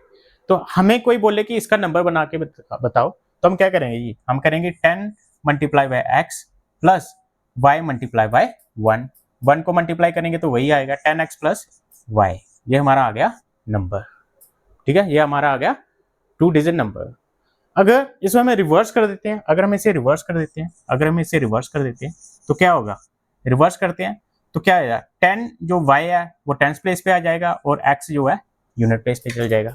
तो रिवर्स करने के बाद हमारा नंबर इस तरीके से आ जाएगा। ये हमारा कॉन्सेप्ट है, हमारे अगले क्वेश्चन में यूज होगा। हम देखते हैं कैसे इसे यूज करते हैं। आपने नंबर बनाना सीखना है कि अगर हमने x और y, x को हमने टेंस प्लेस का नंबर मान लिया या डिजिट मान लिया और y को हमने यूनिट प्लेस का डिजिट मान लिया, तो हमारा जो नंबर आएगा ऐसा आएगा 10x प्लस वाई। अगर हम नंबर डिजिट्स को हम रिवर्स कर लेते हैं तो उसके बाद हमारा जो नंबर आएगा वो आएगा 10y प्लस एक्स, ठीक है जी। इतना कॉन्सेप्ट आप याद रखना, ये कॉन्सेप्ट हमारा मैथ में अगले क्वेश्चन में यूज होने वाला है और इसी कॉन्सेप्ट को समझने के बाद क्वेश्चन बड़े ही आसान हो जाएंगे। तो रब कर लेते हैं पहले। देखो अगला क्वेश्चन क्या कह रहा है, the sum of two digit number is 9, ठीक है। Also 9 times this number is equal to the twice the number obtained by reversing the order of the digit. Find the number. देखो इसमें हमने क्या करना है, पहले वही कंसेप्ट जो पीछे हमने समझा उसे यूज करना है। तो इसमें एक तो बोल दिया उसने रिवर्स बोल दिया और एक नंबर बोल दिया कि 2 डिजिट नंबर है, ठीक है जी। अब लेट कर लेते हैं, let tens place number, place digit बोलते हैं इसको ऐसे, डिजिट, ठीक है। टेंस प्लेस डिजिट क्या है हमारे पास, x मान लिया, ठीक है। इसी तरह यूनिट प्लेस डिजिट क्या मान लिया हमने, y मान लिया। तो जो हमारा कंसेप्ट कहता था, क्या कहता था, टेंस प्लेस वाले नंबर को 10 से मल्टीप्लाई करते थे और जो यूनिट प्लेस वाला था उसे y मल्टीप्लाई 1 y आ गया, ठीक है जी। तो नंबर क्या आ गया हमारे पास, नंबर क्या आ गया हमारे पास 10x प्लस वाई। अगर हम रिवर्स करते हैं उसको, अगर रिवर्स कर देते हैं, अगर हम नंबर को डिजिट्स को रिवर्स कर देते हैं तो नंबर क्या बन जाएगा, हमारा जो डिजिट है हमारे रिवर्स हो जाएंगे तो नंबर क्या बन जाएगा हमारा 10y प्लस एक्स, ऐसे बन जाएगा ना, रिवर्स करने के ऊपर ऐसे बन गया। ये हमारा 2 नंबर आ गए, ठीक है। अब क्वेश्चन देखते हैं क्या कहता है। क्वेश्चन कह रहा है the sum of the digits of 2 digit number is 9। ठीक है जी, ये क्या कह रहा है, 9 के बराबर है। Just a minute.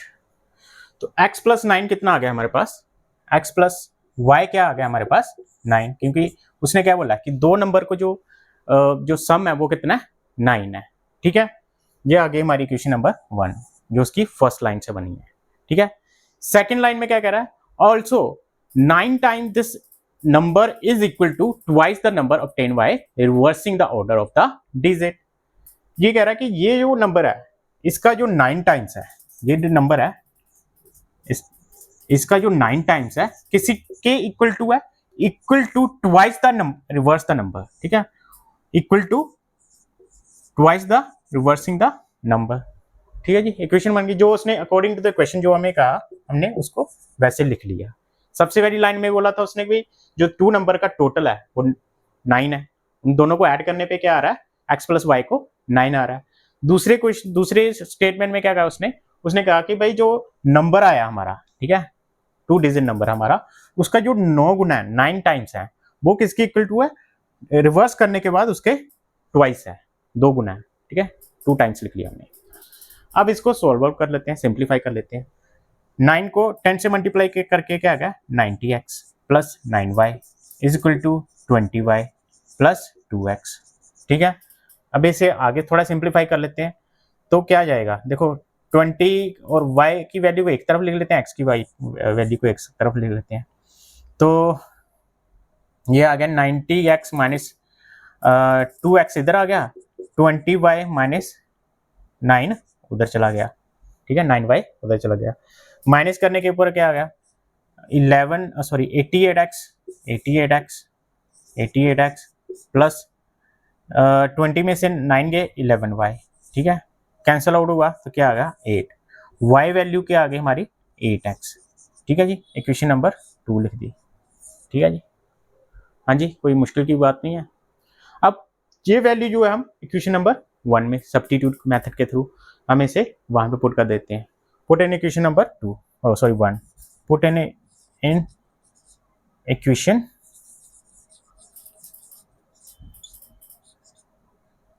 1, ये वैल्यू जो हमने इक्वेशन नंबर 1 में पुट कर ली।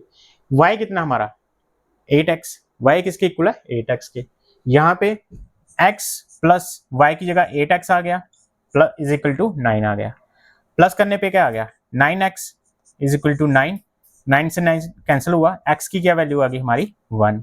ठीक है, अब यही वैल्यू हम कहीं भी पुट कर सकते हैं, इक्वेशन नंबर 2 में पुट कर दो। ठीक है, इक्वेशन नंबर 2 में पुट कर दो, पुट इन इक्वेशन 2 में पुट की, देखो y इज इक्वल टू क्या आ गया हमारा 8 मल्टीप्लाई बाय x की वैल्यू 1 है हमारे पास, 1 पुट कर दी, 8 इंटू 1 क्या आ गया y इज इक्वल टू हमारा आ गया 8।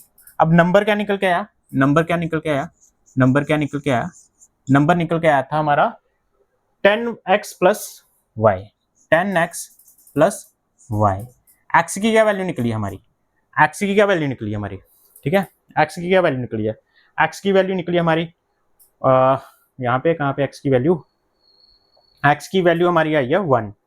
ठीक है, x की वैल्यू हमारी आई थी 1। ठीक है, x की वैल्यू हमारी निकल के आई थी 1, तो हमने नंबर की जो वैल्यू निकाली तो क्या 10 मल्टीप्लाई बाय 1 प्लस जो y की वैल्यू हमारी कितनी है, y की वैल्यू कितनी हमारी 8 मल्टीप्लाई बाय 1, तो क्या नंबर बन गया 10 प्लस 8, हमारा नंबर आ गया 18।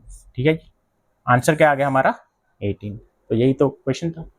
तो इसमें जो कंसेप्ट मैं आपको समझाया उसको समझने के बाद ये जो क्वेश्चन है बिल्कुल ही आसान हो जाता है। ठीक है जी, ये सॉल्व हो गया। अब हम देखते हैं नेक्स्ट क्वेश्चन। देखो अगला क्वेश्चन क्या कह रहा है उसे देख लेते हैं। अगले क्वेश्चन में कह रहा है कि a 2 digit number is 7 times the sum of its 2 digits। ठीक है जी, another number that is formed by reversing its digit is 18 less than the original number, then find the number। अब इसमें क्या करेंगे, सबसे पहले हम लेट कर लेंगे, करेंगे इसमें हम एक नंबर जो यूनिट प्लेस पे होता है उसको लेट कर लेते हैं y, और टेंस प्लेस के नंबर को x प्लेस कर सकते हैं। उसके बाद हम नंबर निकालेंगे और फिर रिवर्स द नंबर निकालेंगे। ठीक है, जो रिवर्स डिजिट को रिवर्स करने के ऊपर आता है। तो हम यहाँ पे कर लेते हैं let let the tens place number हमने कितना मान लिया, x मान लिया। इसी तरह यूनिट प्लेस पे जो नंबर है उसे हम मान लेते हैं y। ठीक है जी। अब अकॉर्डिंग टू द क्या करते थे हम, 10x प्लस वाई, ये नंबर आ गया। ठीक है जी, ये एक हमारा नंबर आ गया। उसी तरह अगर रिवर्सिंग द डिजिट, अगर हम रिवर्सिंग द डिजिट करते हैं, रिवर्सिंग द डिजिट कर देते हैं, ठीक है, आफ्टर रिवर्सिंग द डिजिट क्या आ जाता है हमारा, डिजिट रिवर्स हो जाती है तो दूसरा जो नंबर आ जाता है वो आता है हमारा 10y प्लस एक्स आ जाता है। यूनिट प्लेस, जो यूनिट प्लेस पे नंबर था वो टेंस प्लेस पे चला गया, टेंस प्लेस वाला नंबर जो है यूनिट प्लेस पे चला गया, तो ये नंबर आ गया। ठीक है जी, दो नंबर बन गए हमारे, ये और ये।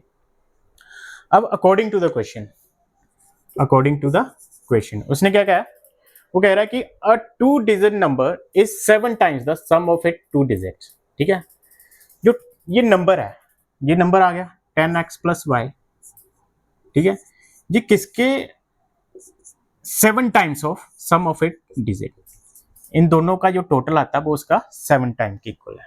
ठीक है, ये जो नंबर है इसका 7 टाइम्स है। ठीक है, तो इसको इक्वल करने के लिए 7 टाइम्स कर दिया। अब इसको सिंप्लीफाई कर लेते हैं, 10x plus y is equal to 7x plus 7y आ गया। ठीक है, सिंप्लीफाई और करने के बाद क्या करेंगे, हम सेम वेरिएबल वाले नंबर एक तरफ लिख लेते हैं और दूसरे वाले वेरिएबल के 7y वाला y वाले वेरिएबल एक तरफ लिख लिया हमने। अब दोनों माइनस करने पे क्या आ गया, यहाँ पे आ गया देखो 10x माइनस 7x था। ठीक है, 7y माइनस y चला गया, माइनस करने पे आ गया 3x, यहाँ पे आ गया हमारा 6y, 3 1 जा 3, 3 2 जा 6, x की वैल्यू क्या आ गई हमारे पास 2y, इक्वेशन नंबर 1 बन गई। ठीक है जी। अब अगले स्टेटमेंट क्या कह रहा है, कहता है कि जो नंबर है another number that is formed by reversing, second line में कह रहा है another number that is formed by reversing A digit is 18 less than the original number. देखो जो ये ओरिजिनल नंबर है, अगर हम इसको रिवर्स करते हैं, रिवर्स करने के ऊपर इन दोनों का जो डिफरेंस आ रहा है, ये जो नंबर है इससे 18 लेस है, तो इनका डिफरेंस क्या आ गया 18 आ गया। इन दोनों को अगर माइनस करेंगे 10x प्लस वाई, ठीक है, जो डिफरेंस है इनका, डिफरेंस कितना है 18, इतना ही बोला ना 18। ठीक है, इतना का डिफरेंस है, लेस देन 18। ठीक है, इन दोनों का 18 का डिफरेंस है, मतलब जो रिवर्स करने के बाद नंबर आता है वो इस नंबर से 18 छोटा है।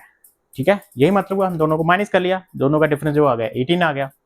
अब जब हम ब्रैकेट को खोलेंगे 10x plus y minus 10y minus x is equal to 18 आ गया, क्योंकि साइन चेंज हो जाएंगे जब ब्रैकेट खुलेगी। 10x में से 10y चला जाएगा, सॉरी 10x में माइनस एक्स गया 9x आ गया, इसी तरह यहाँ पे 9y आ गया, यहाँ पे 18 आ गया। Divide both side by 9, 9 common आ गया, तो यहाँ पे क्या आ गया x minus Y is equal to 2 आ गया। ठीक है, ये क्वेश्चन नंबर 2 आ गई। ठीक है, अब ये वैल्यू जो थी x is equal to 2y था। ठीक है, x is equal to 2y, put in equation number 2, put in equation 2 में पुट कर दी।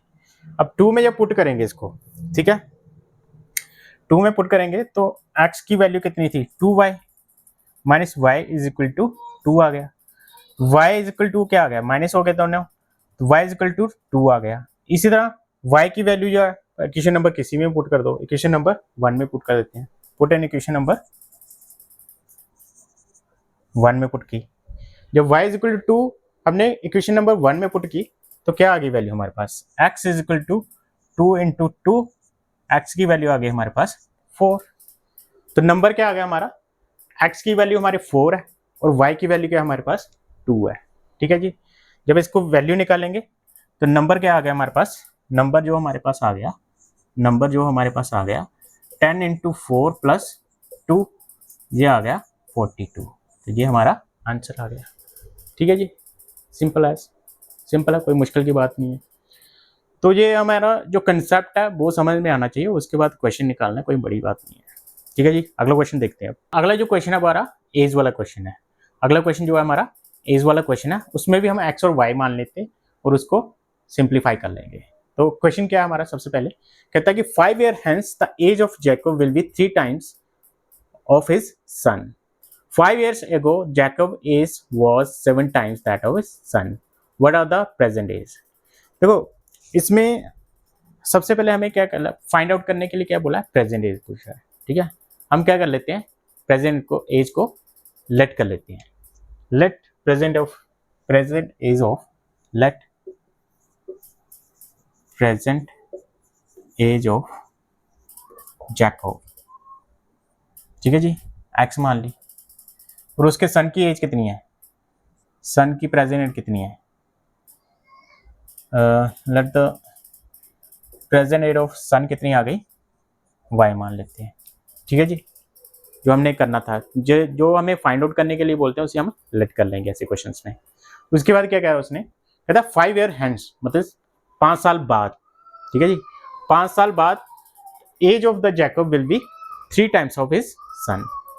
5 साल बाद मतलब 5 साल बाद क्या होगी, देखो दोनों की एज में 5 ऐड हो जाएंगे, ठीक है जी। 5 year hence 5 + 5 दोनों में 5 ऐड हो जाएंगे, जो आज की एज है उसमें 5 ऐड हो जाएंगे, ठीक है।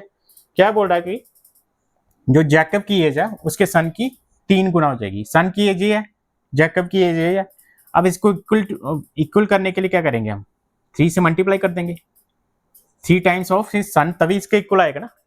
बच्चे यहाँ पे मल्टीप्लाई कर देते हैं, लेकिन हमने यहाँ पे मल्टीप्लाई करना है, ठीक है। सन की एज जो है उसकी, जो जैकब की एज है आपकी सन की एज की 3 गुना हो जाएगी। सन की एज ये है, अब इक्वल टू करने के लिए क्या करना पड़ेगा, हम सन की एज को 3 से मल्टीप्लाई करना पड़ेगा। इसी तरह हमारी ये इक्वेशन बन जाएगी। अब क्या करेंगे, x + 5 = 3y + 15 आ गया। अगर इसको आगे सिंप्लीफाई करते हैं तो क्या आ जाता है हमारा, x ले आते हैं वेरिएबल वाले एक दूसरी तरफ ले आते हैं, 15 - 5 आ गया, तो x - 3y = आ गया हमारा 10। ये इक्वेशन नंबर 1 बन गई, ठीक है जी। इसी तरीके से उसने कहा कि 5 year ago 5 साल पहले, जो आज की प्रेजेंट है उससे आज की जो एज है उससे 5 साल एगो 5 साल पहले मतलब माइनस हो जाएगी, तो क्या आ जाएगी equation, according to the question. यहाँ पे अकॉर्डिंग टू द क्वेश्चन ये आ गया था। और नेक्स्ट क्वेश्चन में क्या कह रहा है कि 5 year ago मतलब x - 5 और y - 5 दोनों की एज में से 5 - 5 माइनस हो गए, क्या होगी, जो जैकब की एज है वो 7 टाइम्स है उसके सन के, तो 7 टाइम्स क्या है, उसके सन की 7 टाइम आ गई, 7 टाइम ऑफ हिज सन, ठीक है जी। तो x - 5, तो इसको सिंप्लीफाई करेंगे 7y 35, x - 7y आ गया -35, 5 उधर जाके प्लस का 5 बन जाएगा, ठीक है। हम इसको सिंप्लीफाई करेंगे तो हमारे पास क्या आ गया, x - 7y = -30, इक्वेशन नंबर 2 आ गई। अब दोनों को एक साथ लिख लेते हैं, ठीक है जी, सिंप्लीफाई करने के लिए x - 7y = -30 आ गया। अब देखो इसको सब्ट्रैक्ट कर लेते हैं, दोनों को सब्ट्रैक्ट करेंगे तो साइन क्या हो गए, चेंज हो जाएंगे, इससे ये कैंसिल हो गया। 7 में से 3 क्या कितना आ गया हमारे पास, 4y = 40, 10 and 30 40 आ गया। अब कैंसिल कर देंगे तो 4 10 जा 40, y की वैल्यू क्या आ गई हमारे पास, 10 आ गई। अब y की वैल्यू 10 हम किसी इक्वेशन में पुट कर लेते हैं, किसी भी इक्वेशन में पुट कर लेते हैं, तो put in equation number 1, put in equation number 1 में पुट कर ली, y की वैल्यू हमने किस में पुट कर ली, y में पुट कर ली। अब यहाँ पे पुट करने पे क्या बनेगा, x - 3, y की वैल्यू कितनी निकाली हमने 10, ठीक है, = 10 आ गया, x = 3 10 जा 30 = 10 आ गया। x की वैल्यू आ गई 10 + 30 = 40, ठीक है जी। x की वैल्यू 40 आ गई, y की वैल्यू हमारे पास 10 आई है। y की जो वैल्यू थी वो किसकी मानी थी, y की एज किसकी मानी थी हमने, सन की एज क्या मानी थी हमने y, तो इसका सन की एज कितना आ गई, सन एज कितनी आ गई हमारे पास 10 years, ठीक है। और जैकब की एज कितनी आ गई 40 years, ठीक है। कोई मुश्किल नहीं था क्वेश्चन, सिर्फ कॉन्सेप्ट समझने की बात है। आप क्वेश्चन अच्छे से समझ लेते हैं तो आसानी से निकल जाएंगे आपके क्वेश्चन। अब नेक्स्ट क्वेश्चन लेते हैं, चलो इसको रब कर लेते हैं। अगला जो क्वेश्चन है, आपने उसमें एक फार्मूला याद रखना है। डिस्टेंस हमेशा किसके इक्वल होता है? Speed into time. डिस्टेंस किसके इक्वल होता है? Speed into time. ठीक है जी। देखो, एक दूसरी चीज ये होती है कि जब स्पीड कम होती है तो टाइम ज्यादा लगता है, अगर स्पीड ज्यादा तो टाइम कम लगेगा सेम डिस्टेंस ट्रैवल करने के लिए। एग्जाम्पल के तौर पे आप किसी शॉप पे जाते हो जो घर के पास है, आप आराम से टहलते हुए जाते हो तो उसमें वहां पे शॉप पे आप 5 मिनट्स में पहुंचते हो, स्पीड कम है। लेकिन वहीं पे आपके घर पे कोई गेस्ट आ गया, घर वालों ने बोला भाई भागते हुए जाओ सामान लेके आओ, अब भागते हुए जाते हो 2 मिनट्स में वहां पे जाते हो और सामान लेके पहुंच जाते हो, तो यहाँ पे टाइम कम लगा आपका। ठीक है जी। अब इसी कंसेप्ट को आगे हम क्वेश्चन में यूज करेंगे। सबसे पहले हमें पता है कि डिस्टेंस किसके इक्वल होता है? स्पीड इनटू टाइम के इक्वल होता है। तो हमारा जो क्वेश्चन है, क्वेश्चन में क्या पूछा गया है, आपकी स्क्रीन के ऊपर आ गया हुआ, कहता कि places A and B are 100 kilometer apart on the highway. One car start from the A and another from B at the same time. If the car travel in the same direction at different speed, they meet in 5 hours. If they travel towards each other, they meet in 1 hour. What are the speed of the two cars? इसमें क्या find out करने के लिए बोला उसने? To cars की speed find out करने के लिए बोला गया है। तो सबसे पहले हमें जो फाइंड आउट करने के लिए क्या कहा गया वो मान लेते हैं हम। Let the speed of the car from place A, from place A कितनी मान ली हमने? x। उसी तरह जो प्लेस बी पे है, ठीक है जी, कार, उसको हमने स्पीड मान लिया, उसकी स्पीड हमने मान ली y, किलोमीटर पर आवर। ठीक है जी, किलोमीटर पर आवर। ठीक है। अब पहले डायग्राम बना के मैं आपको क्वेश्चन समझाता हूँ क्या कह रहा है। कहता है कि दो कार्स हैं, वो क्या कह रही हैं, एक ए पे खड़ी है, दूसरी कार जो है बी पे खड़ी है। ठीक है जी, बी पे खड़ी है। ठीक है जी।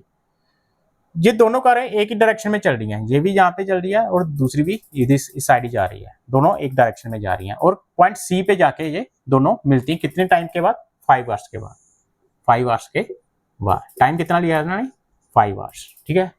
ए जो है यहाँ से शुरू होती है, यहाँ पे पहुंचने के लिए 5 आवर्स लेती है। बी जो है यहाँ से शुरू होती है और यहाँ पे पहुंचने में 5 आवर्स लेती है।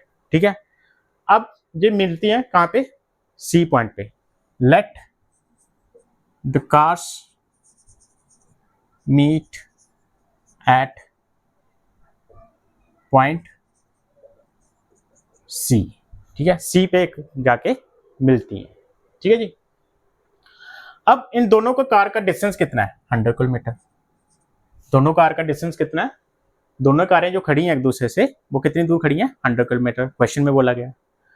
अब जैसे कि मैंने आपको बोला कि डिस्टेंस किसके बराबर होता है? डिस्टेंस किसके इक्वल होता है? वो होता है स्पीड इनटू टाइम के। ठीक है जी। अब जो कार ए है वो सी तक डिस्टेंस ट्रेवल करती है।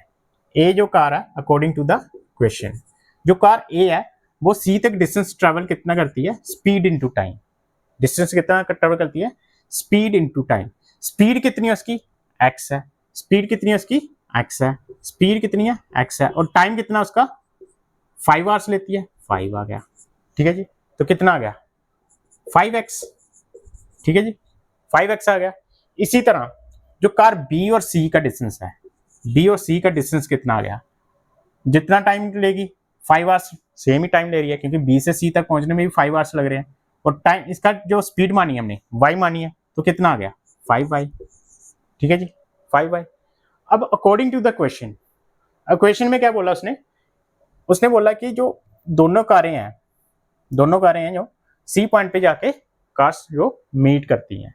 तो इसका मतलब क्या हुआ कि AC का जो डिस्टेंस है अगर BC में से लेस करते हैं, AC माइनस BC is equal to distance कितना आता है? BC के बराबर, AB के बराबर आ जाएगा। तो कितना है? 100 किलोमीटर। 100 किलोमीटर है। AC से अगर BC लेस कर देते हैं, AC से हमने BC लेस कर दिया तो डिस्टेंस कितना आ गया हमारा? 100 किलोमीटर। AC कितना हमारे पास? 5x। AC कितना हमारे पास? 5x। BC कितना हमारे पास? 5y is equal to 100। अब 5 हर जगह से कॉमन है तो कॉमन निकल गया, तो x minus Y is equal to कितना आ गया? 20। ये क्वेश्चन नंबर 1 बन गई। ये क्वेश्चन नंबर 1 बन गई। इसी तरह दूसरे केस में क्या रहा है, दूसरे केस में क्या रहा है कि जो कार्स हैं, ठीक है जी, जो कार्स हैं ए और बी पॉइंट पे खड़ी हैं, वो कहाँ पे मिलती हैं, सी पॉइंट पे मिलती है, दोनों ऑपोजिट डायरेक्शन में चलती हैं। पहले सेम डायरेक्शन में चल रही थी, अब ऑपोजिट डायरेक्शन में चलती हैं। अब कौन कितने घंटे के बाद मिल जाती हैं ये, 1 आवर्स के बाद, 1 आवर के बाद ये मिल जाती हैं, 1 घंटे के बाद ये मिल जाती हैं। अब एसी का डिस्टेंस कितना आ गया, एसी का डिस्टेंस कितना आ गया, एसी डिस्टेंस ट्रैवल किया, स्पीड इनटू टाइम, स्पीड कितनी है इसकी एक्स, और टाइम कितना लिया 1 आवर, तो 1 को मल्टीप्लाई 1 एक्स के साथ करेंगे तो एक्स ही आ जाएगा। इसी तरह बीसी का कितना आ जाएगा, बीसी आ जाएगा हमारा कितना, ये भी अपना टाइम ले रही है कितना 1 आवर, और स्पीड कितनी है इसकी y, तो यहाँ पे y इंटू 1 y लिख सकते हैं। अब दोनों को ऐड करेंगे क्योंकि ए बी का डिस्टेंस कितना है 100 किलोमीटर है, दोनों का डिस्टेंस कितना है 100 किलोमीटर है। इसका मतलब क्या हो गया, A C plus B C is equal to कितना आ गया 100। ए सी कितना आ गया हमारा x, बी सी कितना आ गया y, और 100 आ गया। इसको इक्वेशन नंबर 2 दे दिया हमने, ठीक है जी। अब इक्वेशन 1 और 2 को हम एक साथ लिख लेते हैं, ये वाली इक्वेशन नंबर 1 यहाँ पे लिख लेते हैं ताकि हमें सोल्व करने में आसानी आ जाए। अब ये दोनों कैंसिल आउट हो गए, ठीक है, y के साथ y कैंसिल हो गया, 2x इज इक्वल टू कितना आ गया 120 के, 2 से 120 कैंसिल हो गया, कितना आ गया 60। x की स्पीड कितनी आ गई, x स्पीड है kilometre per hour, kilometre per hour आ गई। दूसरा अब x की वैल्यू जो है हम 60 किलोमीटर पर आवर जो निकाली है वो हम इक्वेशन नंबर 1 में पुट कर देते हैं, put in equation number 1, put in equation 1 में पुट कर लेते हैं। 60 वैल्यू यहाँ पे पुट करी तो क्या गया 60 minus Y is equal to 20, y वहां पे चला गया 20 इधर आ गया, 60 माइनस 20 इक्वल टू वाई क्या आ गया, तो वाई की क्या वैल्यू आ गई हमारी निकल के 40 किलोमीटर पर आवर, ठीक है जी। तो स्पीड ऑफ द कार क्या आ गई, स्पीड ऑफ द कार्स क्या आ गई हमारे पास, एक की आ गई 60 किलोमीटर पर आवर, ठीक है, दूसरे की आ गई 40 किलोमीटर पर आवर, ठीक है जी। ये आपका क्वेश्चन सोल्व हो गया। तो बड़ा ही आसान क्वेश्चन था आपके लिए, मतलब देखने में बड़ा लग रहा था लेकिन आप जब निकालोगे, एक दो बार निकालोगे तो बड़े आसानी से निकल जाएगा। अगला जो क्वेश्चन है उसमें क्या कह रहा है, पहले क्वेश्चन पढ़ लेते हैं। इस क्वेश्चन में कह रहा है कि Ritu can row downstream 20 kilometer in 2 hours and upstream 4 kilometer in 2 hours, find her speed of rowing in still water and the speed of the current. देखो इसमें क्या करना है, हमने 2 स्पीड्स निकालनी है। पहली स्पीड जो हमने ऋतु की निकालनी है कि स्टिल वाटर में कितनी है, मतलब उसकी अपनी स्पीड आ गई, और दूसरी स्पीड हमने निकालनी है करंट की, कि फ्लो ऑफ द वाटर जो रिवर का फ्लो हो रहा है किस स्पीड से हो रहा है। तो इसमें 2 स्पीड्स निकालनी है, किस किस की, एक करंट की स्पीड जो वाटर फ्लो कर रहा है उसकी स्पीड, और ऋतु की स्पीड। तो हम उसे लेट कर लेते हैं, late the speed of the Ritu, late the speed of the in still water कितनी मान ली हमने, x मान ली, ठीक है। और दूसरे उसने क्या बोला, स्पीड ऑफ द करंट, ठीक है, स्पीड ऑफ द करंट कितनी मान ली हमने, स्पीड ऑफ द करंट कितनी मान ली, जो वाटर की स्पीड है y मान ली, ठीक है जी। जो उसने पूछा फाइंड आउट करने के लिए उसे हमने लेट कर लिया। उसके बाद उसने कहा कि डाउनस्ट्रीम में, डाउनस्ट्रीम क्या हुआ कि वाटर की स्पीड जो ऋतु जो है वाटर की स्पीड के साथ जा रही है, तो वो डाउनस्ट्रीम हो गई क्योंकि वाटर की स्पीड भी हो गई और ऋतु की अपनी रोइंग करने की स्पीड भी हो गई कि वो भी रो कर रही है, तो दोनों की स्पीड कितनी आ गई x प्लस वाई डाउन। तो डाउनस्ट्रीम कितनी आ गई, डाउनस्ट्रीम कितनी आ गई, डाउनस्ट्रीम होगी हमारी x प्लस वाई, ठीक है, डाउनस्ट्रीम कितनी आ गई हमारी x प्लस वाई आ गई। और अपस्ट्रीम कितनी आ गई, डाउनस्ट्रीम होगी जो कि ऋतु की स्पीड है और वाटर की स्पीड है, दोनों की स्पीड ऐड हो जाएगी, x प्लस वाई आएगी। अपस्ट्रीम क्या होगी, ऋतु की स्पीड होगी, लेकिन जब हम ऑपोजिट डायरेक्शन में पानी में जाते हैं, जब हम ऑपोजिट डायरेक्शन में पानी में जाते हैं तो क्या होता है, स्पीड जो है उसको अपोज करती है, तो क्या होगी, वो स्पीड को कम करेगी, तो वो क्या होगी x माइनस वाई। तो अपस्ट्रीम कितनी होगी, मतलब पानी की उल्टा जा रही है, अपस्ट्रीम कितनी आ गई हमारी स्पीड जो है, अपस्ट्रीम कितनी आ गई, वो आई x माइनस वाई, ठीक है जी। इतना पता चल गया। अब जो उसने क्वेश्चन में कहा उसी के अकॉर्डिंग हम इक्वेशन बनाने की कोशिश करेंगे, according to the question. According to the question क्या कहा उसने Ritu can row downstream 20 kilometer in 2 hours. ठीक है, जो हमने डाउन स्ट्रीम का है उसने कि 20 किलोमीटर कहती है कितना 2 आवर्स में, तो कितना 20 किलोमीटर डिस्टेंस आ गया। और डिस्टेंस का क्या formula, speed into time. Down stream में स्पीड कितनी आ गई x प्लस बाय, और टाइम कितना लिया 2 आवर्स, और डिस्टेंस कितना ट्रैवल किया 20 किलोमीटर। ठीक है, 20 किलोमीटर डिस्टेंस ट्रैवल किया, स्पीड इनटू टाइम। इसे सिंप्लीफाई करेंगे तो पहले तो सिंप्लीफाई करने से यहीं से कट कर लेते हैं, 2 1 जा 2, 2 10 जा 20। तो हमारे पास ये इक्वेशन पहली बन के आएगी x plus y is equal to 10 आ गई, इक्वेशन नंबर 1 बन गई है। ठीक है जी। उसके बाद उसने क्या है, सेकंड स्टेटमेंट में क्या कहा उसने, कहता and upstream 4 kilometer in 2 hours. Upstream क्या होगी, स्पीड ऑपोजिट होगी, मतलब वो स्पीड को अपोज कर रही है, वो कितनी है अपस्ट्रीम x माइनस वाई। तो speed into time x minus y, x minus y 4 kilometer distance travel करती है, और कितना टाइम में 4 किलोमीटर करती है 2 आवर्स में। ठीक है, 2 से 2 कैंसिल हो गया तो आ गया 2 यहाँ पे, x minus Y is equal to आ गया हमारा 2। डिस्टेंस जो है हमारा speed into time is equal to 4, और कट करके हम x minus Y is equal to 2 आ गया। ये इक्वेशन नंबर 2 बन गई, इक्वेशन नंबर 2 बन गई। अब इन दोनों इक्वेशन को एक साथ लिख लेते हैं। ये हमारे पास इक्वेशन एक आ गई x plus y is equal to 10, दूसरी आ गई x minus Y is equal to 2। ठीक है जी। अब दोनों ऐड कर लेते हैं, ऐड करने के बाद ये दोनों कैंसिल हो गई, ये आ गई 2x is equal to 12, cut करने के बाद आ गया x हमारे पास आ गया 6। Put this equation in number 1 में पुट कर लेते हैं, इसको 1 दे दिया था, इसको 2 दिया था हमने। ठीक है जी, पुट इन इक्वेशन 1, इक्वेशन 1 में पुट किया तो हमारे पास क्या वैल्यू निकल के आ गई, देखो x की वैल्यू 6 पुट करेंगे, 6 plus y is equal to 10 आ गया, y इज इक्वल टू क्या आ गया 10 माइनस 6, y की वैल्यू हमारे पास निकल के आ गई 4। x की क्या मानी थी, x क्या मांगा था हमने, x माना था हमने, स्पीड किसकी मानी थी, रितु की। तो Ritu speed in still water, Ritu speed in still water कितनी आ गई 6 किलोमीटर पर आवर। ठीक है जी, 6 किलोमीटर पर आवर। उसी तरह जो करंट की स्पीड थी वो कितनी आ गई, मतलब जो वाटर फ्लो करने की स्पीड थी वो कितनी आ गई कितनी आ गई, वो आ गई 4 किलोमीटर पर आवर। ठीक है जी, ये फाइंड आउट करने के लिए बोला था मैं, यही निकाल दिया। स्पीड और टाइम का फार्मूला लगा, लेकिन इसमें थोड़ा सा कंसेप्ट क्या था, ट्विस्ट क्या था इसमें 2 स्पीड थी। जैसे डाउन स्ट्रीम था तो हमने क्या कर दिया, क्योंकि जब रिवर में आप रिवर की स्पीड के साथ उसी डायरेक्शन में जा रहे हो, तो एक तो आप जो रो करोगे उसकी स्पीड होगी, दूसरा क्या होगा वाटर की भी अपनी स्पीड होगी, तो उसे हमें मान लिया था x प्लस वाई। जब ऑपोजिट डायरेक्शन में करोगे रो, वाटर के ऑपोजिट जाओगे तो स्पीड आपकी कम होगी, क्योंकि आप डिस्टेंस जो वाटर का जो फ्लो है वो आपको रोकेगा, तो स्पीड आपकी कम हो जाएगी, तो उसको हमने लिख दिया x माइनस वाई।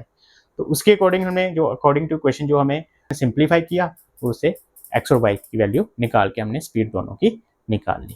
तो इस तरीके से ये चैप्टर भी खत्म होता है। आपको मैंने third chapter linear equation 2 variables भी कंप्लीट करवा दिया। तो thank you for watching this channel D&K institute. मैं आप सब दोस्तों को रिक्वेस्ट करता हूँ प्लीज़ लाइक सब्सक्राइब करें, ताकि जो मैं बहुत सारे दोस्त हैं जो आपकी तरह मैं उनके तक भी पहुँच सकूँ। Thank you for watching D&K institute. Have a nice time, bye bye.